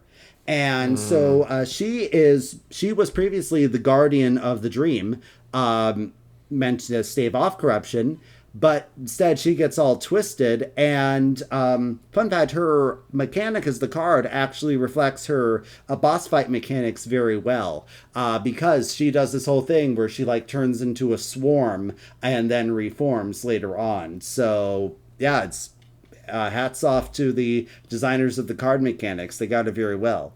And then, coincidentally, she was also the very first raid boss that I ever faced, given that that's the first raid of my first expansion. So she has a special place in my heart there. Then, I didn't think to mention this earlier for the slides, but actually, Il'gynoth, from our Old God expansions. You see that within our slide we have a picture of that eyeball within the World Tree that's within Shaldrasil. That's Il'gynoth right there. We have a more like full art version of him within his own Hearthstone card art. But this, the eye and all this is all that we ever saw in the raid of what it looked like before that. So that's one of the boss fights within the Emerald Nightmare. Then Ysolda is actually another one of the bosses, or rather she is 1/4 of one of the bosses, known as the Dragons of Nightmare. Now, way back in the early days of vanilla World of Warcraft, there was an event called the Dragons of Nightmare, where there were 4 different very powerful corrupted green dragons who served as world bosses in different areas. Ysolda was one of them. She actually did get purified, and then was able to fight back, but it cost her literally being severed from the power of the Emerald Dream. Imaris, who was a hunter legendary all the way back in the Witchwood, was another one of those original Dragons of Nightmare, and is also a part of the returned Dragons of Nightmare boss within this Emerald Dream raid. See, unfortunately, Ysolda, she fell to corruption, she got cleansed, and then she ends up getting corrupted again and killed. But thankfully, by the time the raid ends, there's a lot of souls that get purified of the corruption, and she's one of them. So it's not a terribly sad ending for her in the end, thankfully. Then we have, her full name is Ellerith Renferal, and she actually used to be a druid NPC. Who was actually present when Heimel Runetotem attended his first meeting of the Cenarian Circle, and she had a really good, close working relationship with him. You know, this was the whole... There's a bit of mistrust between the Alliance and the Horde for obvious reasons, but they're like, can we trust these Horde druids? Yeah, I think we can, you know, they're all good. But then she dies in such a way that she is deceived into thinking that her closest allies like Hymul betrayed her, because she is this whole thing with the Twilight's hammer, which was infiltrating the factions and trying to get them to go with war against each other by purposefully raiding and making them think the other faction was the aggressor. So she died like thinking that she had been betrayed, and her tormented spirit ends up trapped in the Emerald Nightmare, where she serves as another boss, primarily in this twisted, shape-shifted spider form that she chooses, though she also turns into like a big crow form during the fight as well. Thankfully, her spirit is also cleansed by the end of the raid, and she is brought back to sanity. Those are all of the raid ones right there. But we also have to go to Xavius himself, because he is the final boss of that raid. And you guys might notice that there is a bit of an art difference between the Xavius card that we have in the core set, who replaced Illidan's card when Illidan became a hero in a class. There's a bit of a difference between the way he looks there and the way he looks in our new legendary here. That's because those are two different forms that he has. His original satyr form is the one from the first legendary card, but this is like his true form, his like completely disgusting, grotesque satyr Nightmare Lord. He's taken the title of Nightmare Lord, and you have to go down into the Rift of Aln and fight him, and it is only through Ysera's spirits that you're able to survive any of that. Oh yes, Ysera's spirit. I forgot to mention, during the Legion expansion, Xavius manages to corrupt a powerful Titan relic called the Tears of Elune, and he throws that, piercing Ysera's heart, and corrupts her with the nightmare, forcing her to be put down like a mad dog. It's at this point that Elune takes her spirit and turns her into a constellation, and then she goes to the afterlife known as Ardenweald, which we've talked about a little bit back with the Shadowlands, and we'll touch on again shortly. So Ysera's dead, but her spirit helps the raid fighters to be able to resist the power of the nightmare and be able to defeat Xavius. It's at this point that we have another break from the Emerald Dream being terribly relevant to the story, until Sylvanas commits war crimes. Because as one does. That's the good old Sylvanas, always committing those war crimes. Because this is the whole thing where she is by now under the influence of the jailer and wants to commit lots of atrocities in order to send souls to him to make him powerful. And so her way of kicking off the war is by burning the Night Elves' tree of Teldrassil, which kills a lot of Night Elves. Like, it is... I don't know if genocide is quite the right word for it, but it is quite the massacre where a significant portion of those people die. And their souls get sent to the maw and all of that very unfortunate stuff right there. But at this point, this is when Tyrande takes on the Night Warrior, because she is so consumed with vengeance, Sylvanas, for this atrocity against her people. And she's also upset with Elune for not protecting them and not stopping it in any way.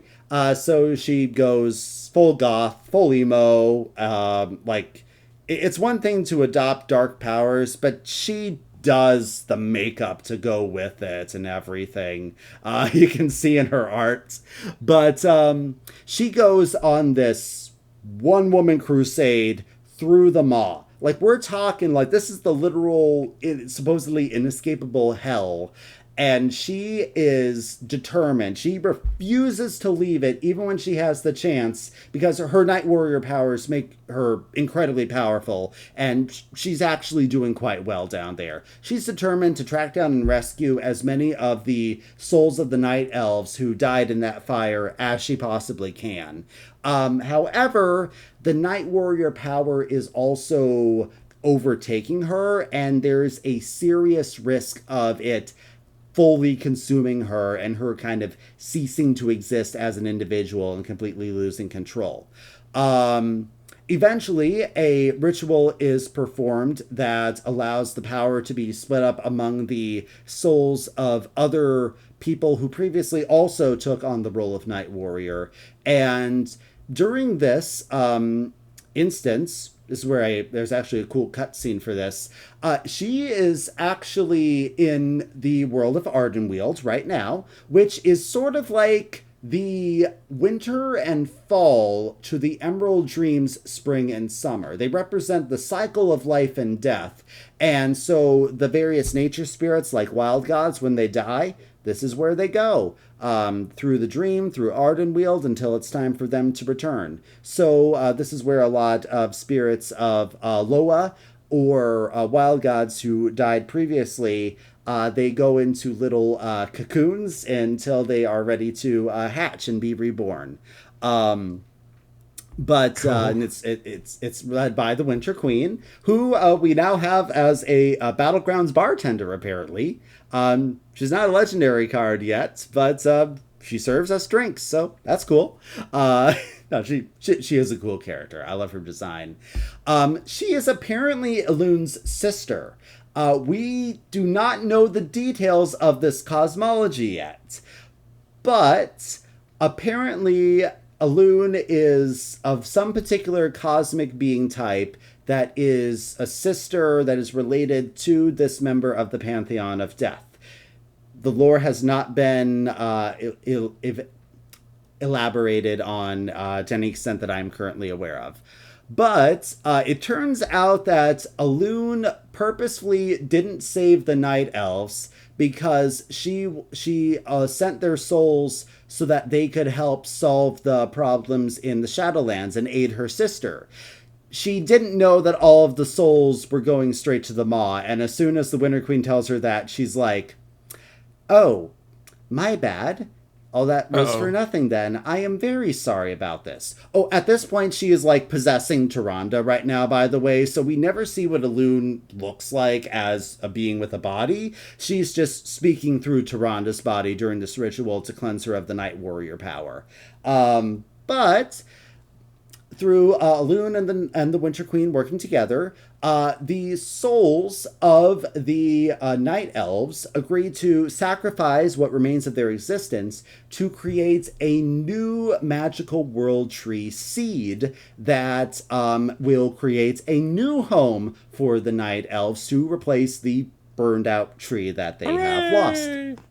Yeah! So, and then that tree is going to be planted within the Emerald Dream in order to keep it safe. It is known by, let's see if I can say this right, a Midrasil, I believe is how we would say it. Oh, neat. Okay. Yep. And this all happens during the expansion previous to the current one going on right now, Dragonflight, which involves a lot of delving into the different Dragonflights and their old home, the Dragon Isles. And each flight has a special place that is sacred to them, that they had an origin in. And for the Green Dragons, they have special spots that are connected to the Emerald Dream. Now, since Ysera is dead, though, I mean, she's kicking around in Ardenweald and everything, but she is bound to Ardenweald and the Emerald Dream. She can't really return back to Azeroth. So her daughter is the one who is now leading the Green Dragonflight. Her daughter happens to be one of our shaman legendaries here.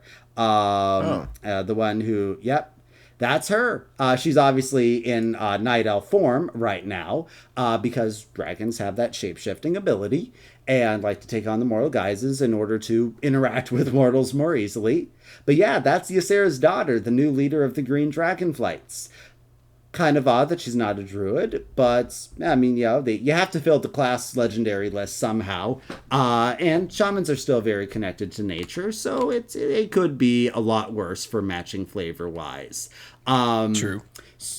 So we have this tree that is being grown in the Emerald Dream as like an incubation place. But it's going to come under attack in the very last raid of Dragonflights. And to explain that, we have to explain the whole general premise of the Dragonflight expansion here. So, way back when those dragon aspects were first given their powers by the Titans, there was another group of proto-dragons who didn't want anything to do with the Titans at all. They became known as the Primalists, and there were 4 of them, each of them embodying the raw, chaotic energy of one of the elements. Farak is the Primalist who was the embodiment of fire. And they end up getting into a big fight way back when with the dragons, who can't bring themselves to destroy them because they were once very close. So they just lock them up for eternity.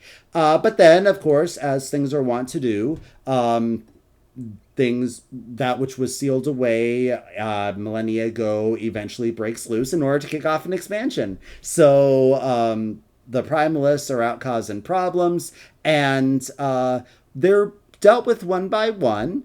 The first one, Razamad, she is killed in a raid as she frees the others. She was all about Storm and Tempest, and was the major enemy for the first part of the expansion.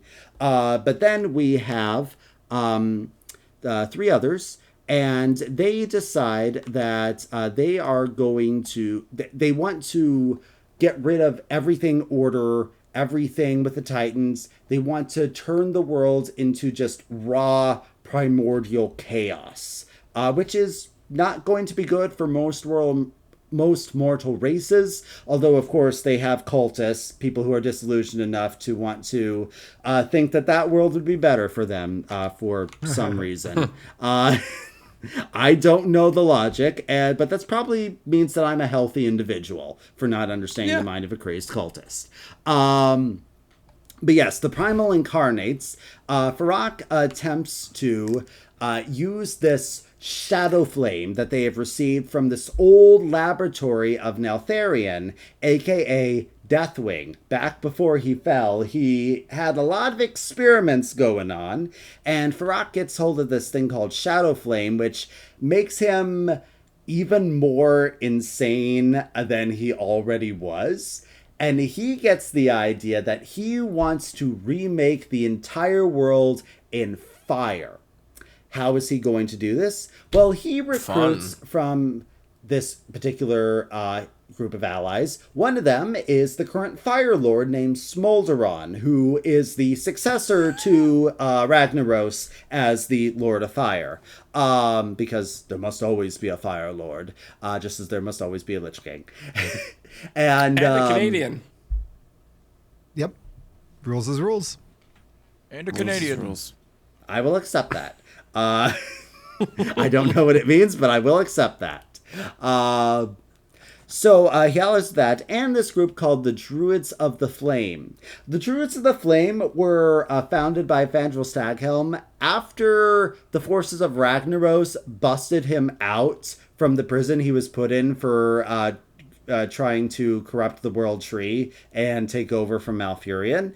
And he ended up becoming the Major Domo of Ragnaros. So, like Major Domo Executas, the card that turns your hero into Ragnaros. So, yeah, he died a while ago in, that first ever raid of Molten Core. So Ragnaros needs a new Major Domo, and he recruits Fandral, which is the art that we have him in with his first Hearthstone card, where he's like, "Behold, the rage of the Firelands." That's when he is serving in that capacity. And he's actually he's a boss when you're fighting Ragnaros in the Firelands raid from Cataclysm. But he has other followers, Fandral got defeated. He's not relevant at this point in the story. But there are other Druids of the Flame still kicking around. So between Smolderon and them, Farak creates this weapon that allows him to cut into the Emerald Dream. And he basically wants to use the Shadow Flame to corrupt the new world tree that is in there, that is going to turn it into this incarnation of flame that will then be transported into the real world and will therefore set all of existence on fire. Nobody else wants that. Even one of his other incarnates turns on him and sides with the good guys and the players. She's like, okay, look, I'm all about elemental chaos, but he's just going too far this time. So, that too much of it. Yeah, so that ends up being the final raid of that expansion, which, of course, he doesn't succeed, and the world is not remade in flame, and the new tree ends up getting planted on the Dragon Isles, and that's a new place where the Night Elves are going to call home now. Although they do plan to try to reclaim and recolonize Teldrassil to some extent, once things are not so charry over there. But this new tree in Mildrassil and the Dragon Isles is going to be their new headquarters. And that is the basis of the official storyline regarding Every Time the Emerald Dream has been relevant.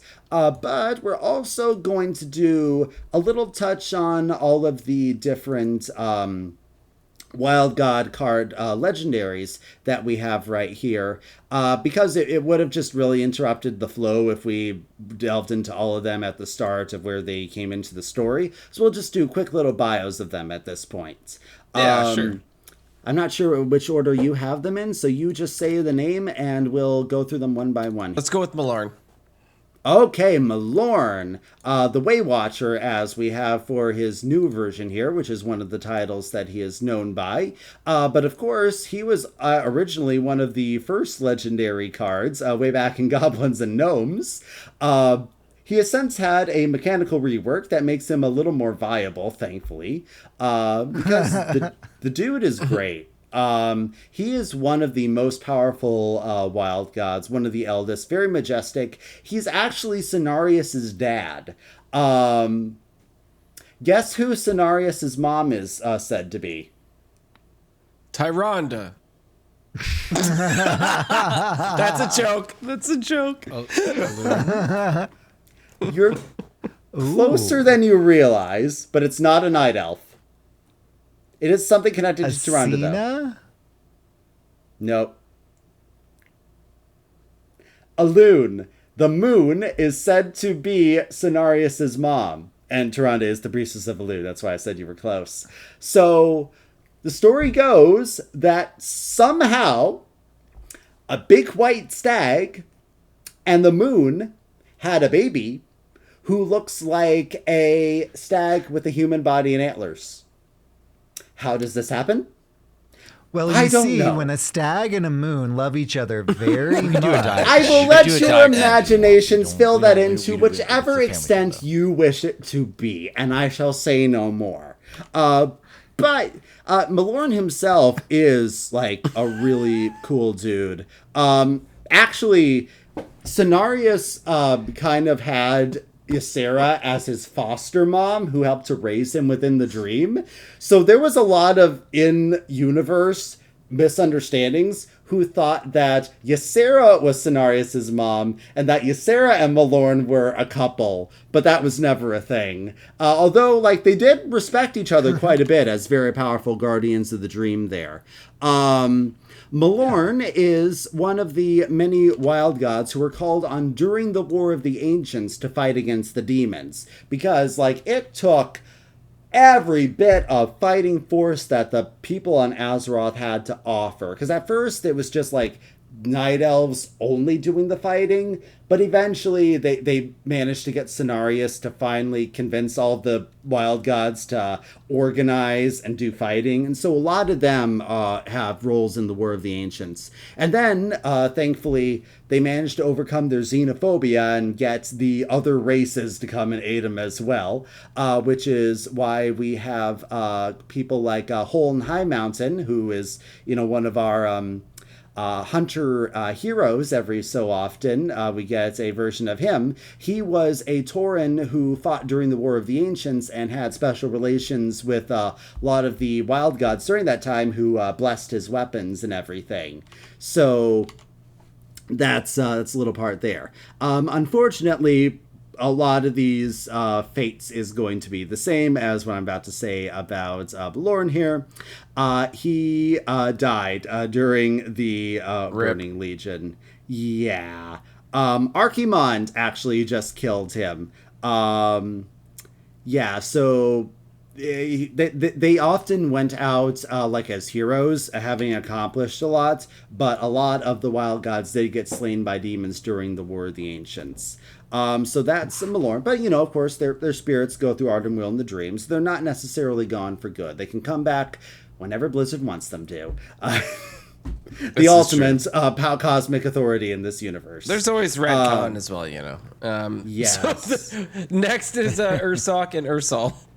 Okay, so Ursoc and Ursol are twins, which you may have picked up from the flavor text, which is interesting that for these cards they actually went with a little more serious lore explanation flavor text for some of these characters instead of everything being a joke. Which, like, don't get me wrong, I love the Hearthstone humor. But it was kind of refreshing to see a little dignity given to some of these beings here.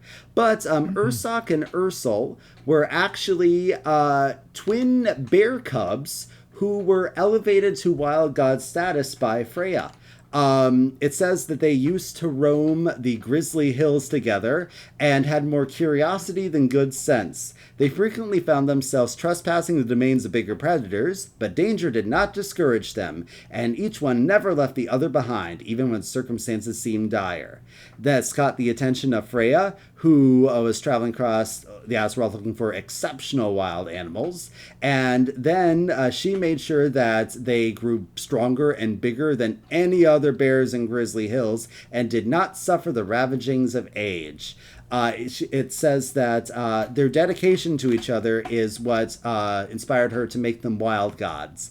And they are the progenitors of the Furbolg race. Most animal races in Warcraft tend to trace their origination back to a wild god of that animal type who then kind of created or produced or somehow ended up in a humanoid race based off of that animal. That's the general rule anytime you see an animalistic, anthropomorphic race within Warcraft here. Now, Ursol managed to, not get corrupted, as the cards indicate. He actually ended up having a special staff that allowed him to influence magic around him, which is why he has that in the art there. That actually is a weapon that he had in lore, that he's carrying this staff in his mouth. That is actually really a part of him. And then Ursoc, his brother, has a weapon named after him called the Claws of Ursoc, which Druid players can acquire at some point in the game. And that's all about changing into bear forms. That's inspired by Ursoc.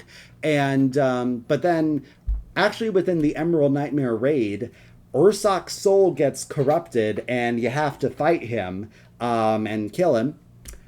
Then, unfortunately for him, he is not coming back because it was revealed in a preview thing for Shadowlands when they were showing videos talking about stories within each of the worlds that Ursoc's soul was being nurtured in Ardenweald for his eventual rebirth in the cycle of life and death.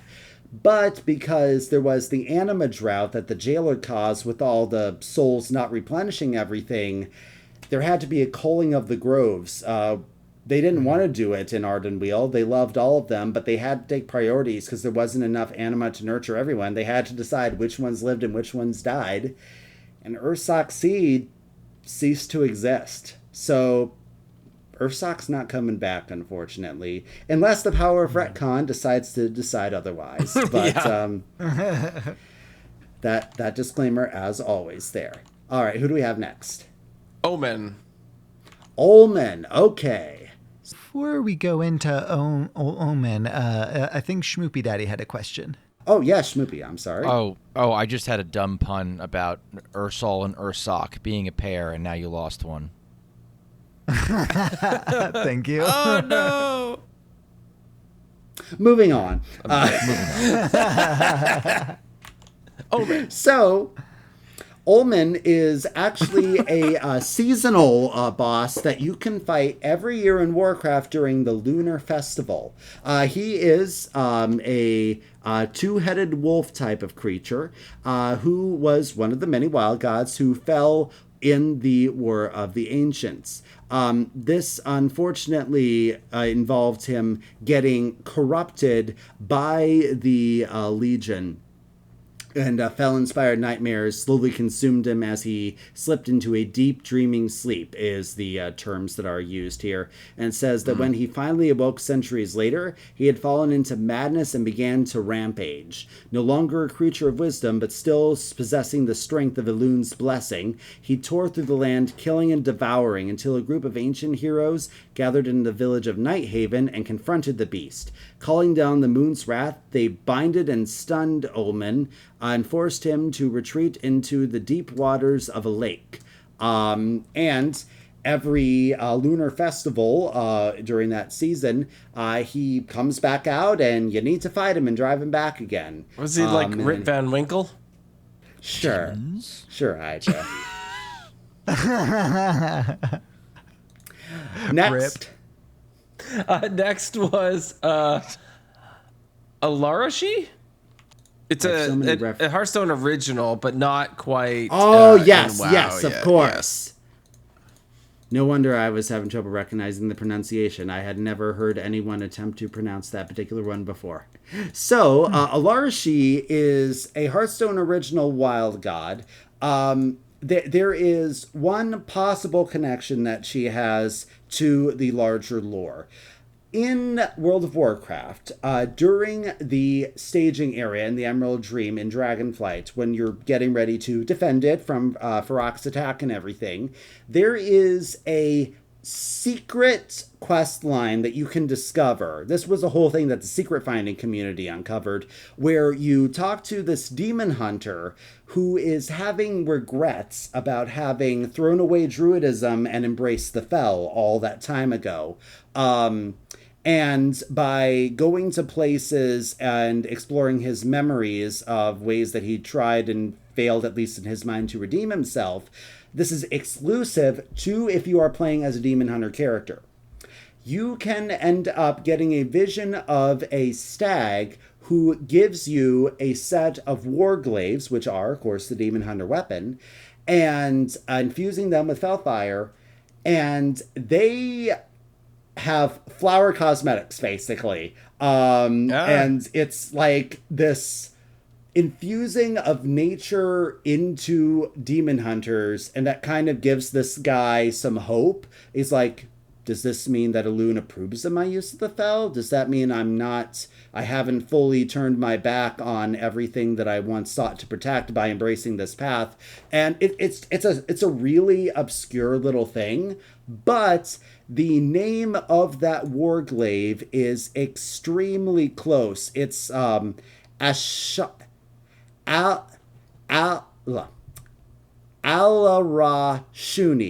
which is basically the same spelling of the way that this character here is depicted. So it's possible that this could be the wild god who has the source of that warglaive. She is depicted within this art of having some degree of Fel corruption. Very likely something that would have happened in the War of the Ancients. Nothing else is known. This is all conjecture at this point, but wanted to bring her up for the sake of completeness. That maybe that's something that could be explored in future lore. We just don't know. Goldrin, okay. So, Goldrin is the great wolf who the Worgen curse was trying to emulate and draw on the power of, but yeah, everything went wrong. He is extremely powerful. We actually have him, before all of this, in the Battlegrounds, right from the start of Battlegrounds, because he's that big wolf that gives all the buffs to the beasts, if you remember, when Battlegrounds came out.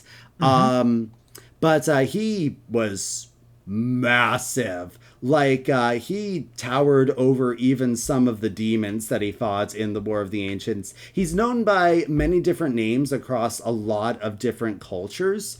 He's an ancient guardian to the Night Elves. The Tauren know him as Logush, and even trolls, goblins, and dwarves, according to the wiki, they all have their own versions of the legends about how the wolf demigod's unyielding will and ferocity enabled him to push through the boundaries of the afterlife to aid his people. This guy has such a reputation that his name known by the Horde, Logush, was the name that was given to Varian when his amnesiac split personality half from Onyxia ended up being sold into slavery and had to fight as an arena alongside Valyria and Brol Baremantle in Orgrimmar. He was such a ferocious gladiator, and he didn't know his own name, that the crowd gave him the name Logush, like he fights with the ferocity of the wolf. And so that is the connection right here. That this is the guy, the wild god, who that name initially came from. He, of course, is one who's fell in the battle, the War of the Ancients, as is the case for a lot of these. Is it Kwanzu? Is that how we say it? I do not know that, because this one is also very obscure. This one only exists as a small quest-giving character at the end of Dragonflight, existing within the new Emildrasil World Tree Zone that the Night Elves are moving into. All that we know is that this being is based off of... called like basically snow owls type of being, and it is said to be a Loa, but not one known by any current trolls. Potentially has a connection maybe to those early dark trolls who later turned into night elves, which would explain why it is hanging out at the new night elf home. But this is a very new character who doesn't really get much of a spotlight or anything. Again, we're just kind of including for the sake of completeness here to cover all the cards, but not really very much to talk about for this one here, unfortunately. That's okay. The next one is Asina? Asina. Yes, so she is said to be a reclusive and powerful wild god, but known very little of by the mortal races, save that she is the spirit of the wilderness who lurks in dense, untamed woods. She is said to be the beating heart and soul of the forest, and the life force of energy that breaks down stone, devours ancient ruin, and fills dense thicket with mystery and fear. That's all a quote right there. Night Elves have built shrines to her throughout Kalimdor, but she's not really understood. She's done a little bit, like she helped when Ragnaros assaulted Mount Hyjal back during the Cataclysm expansion.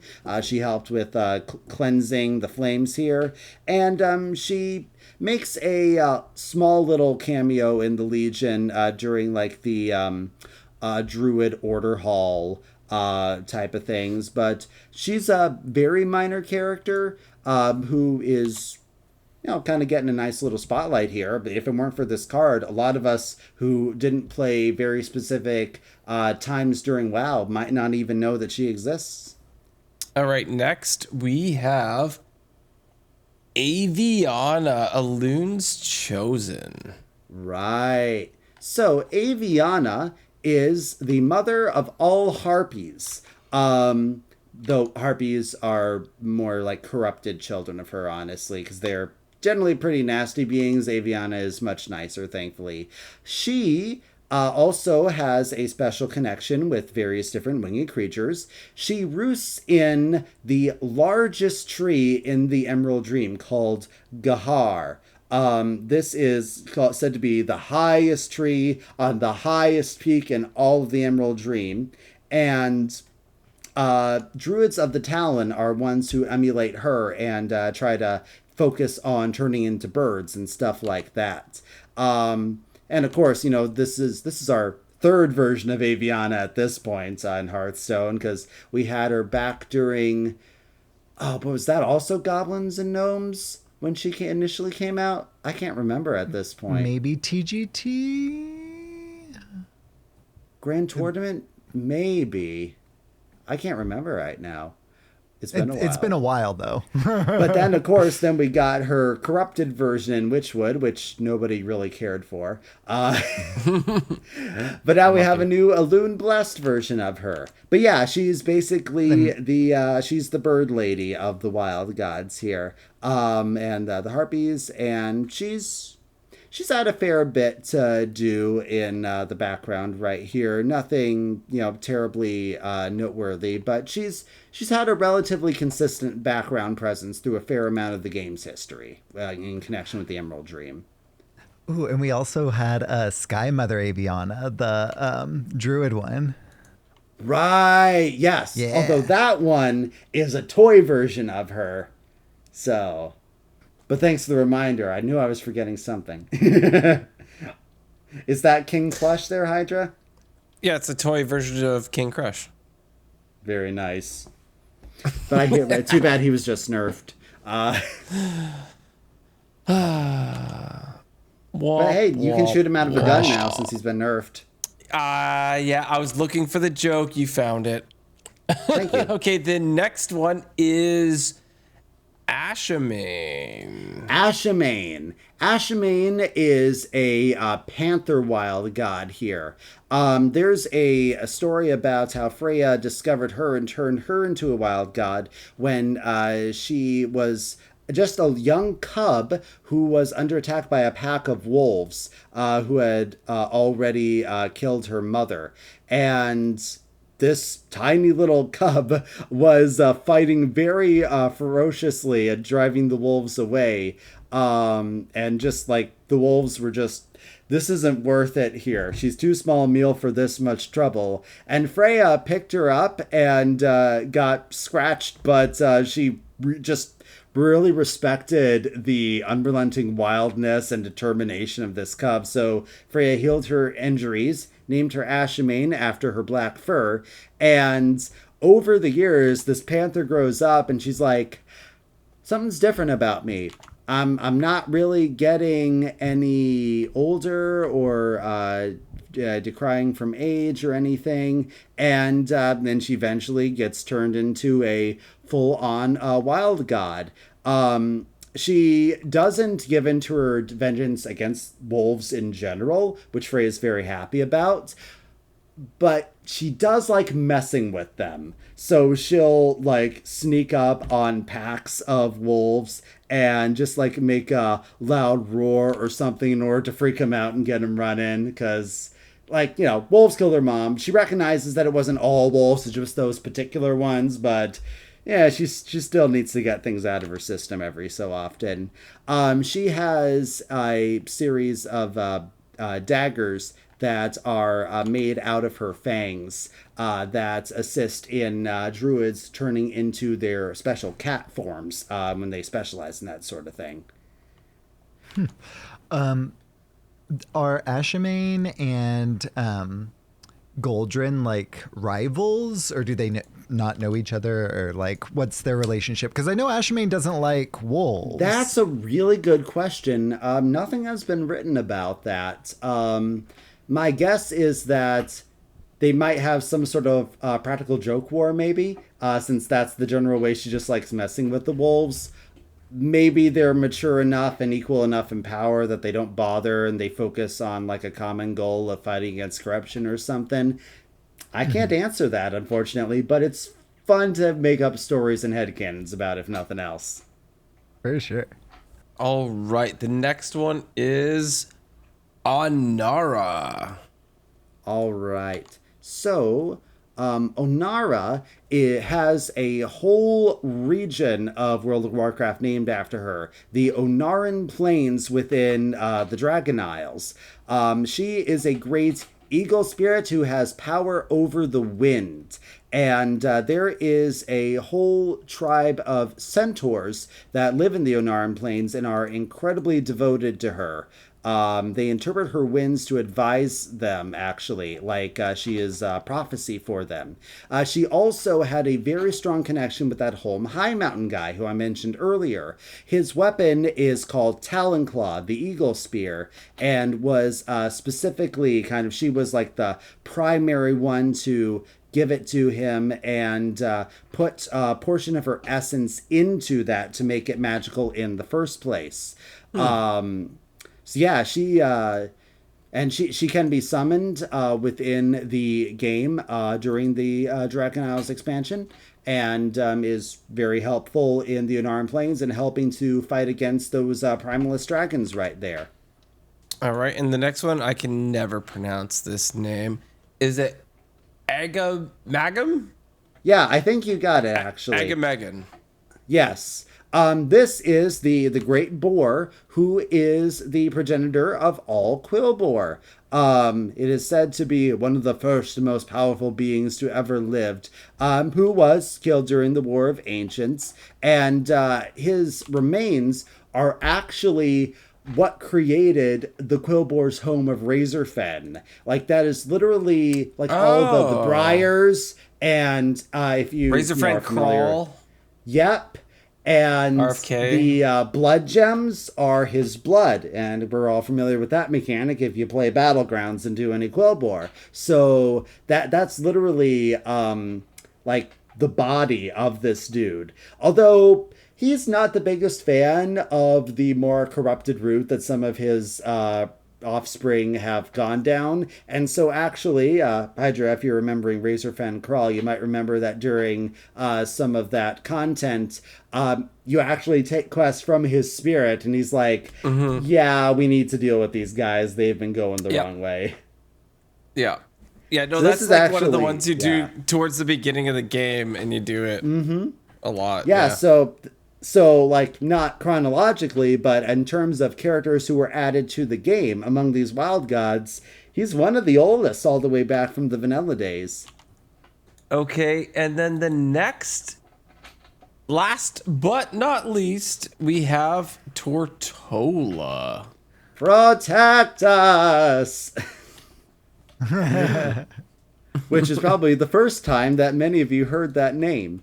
Tortola is we loved this card in the Theorycraft stream. Was it not amazing?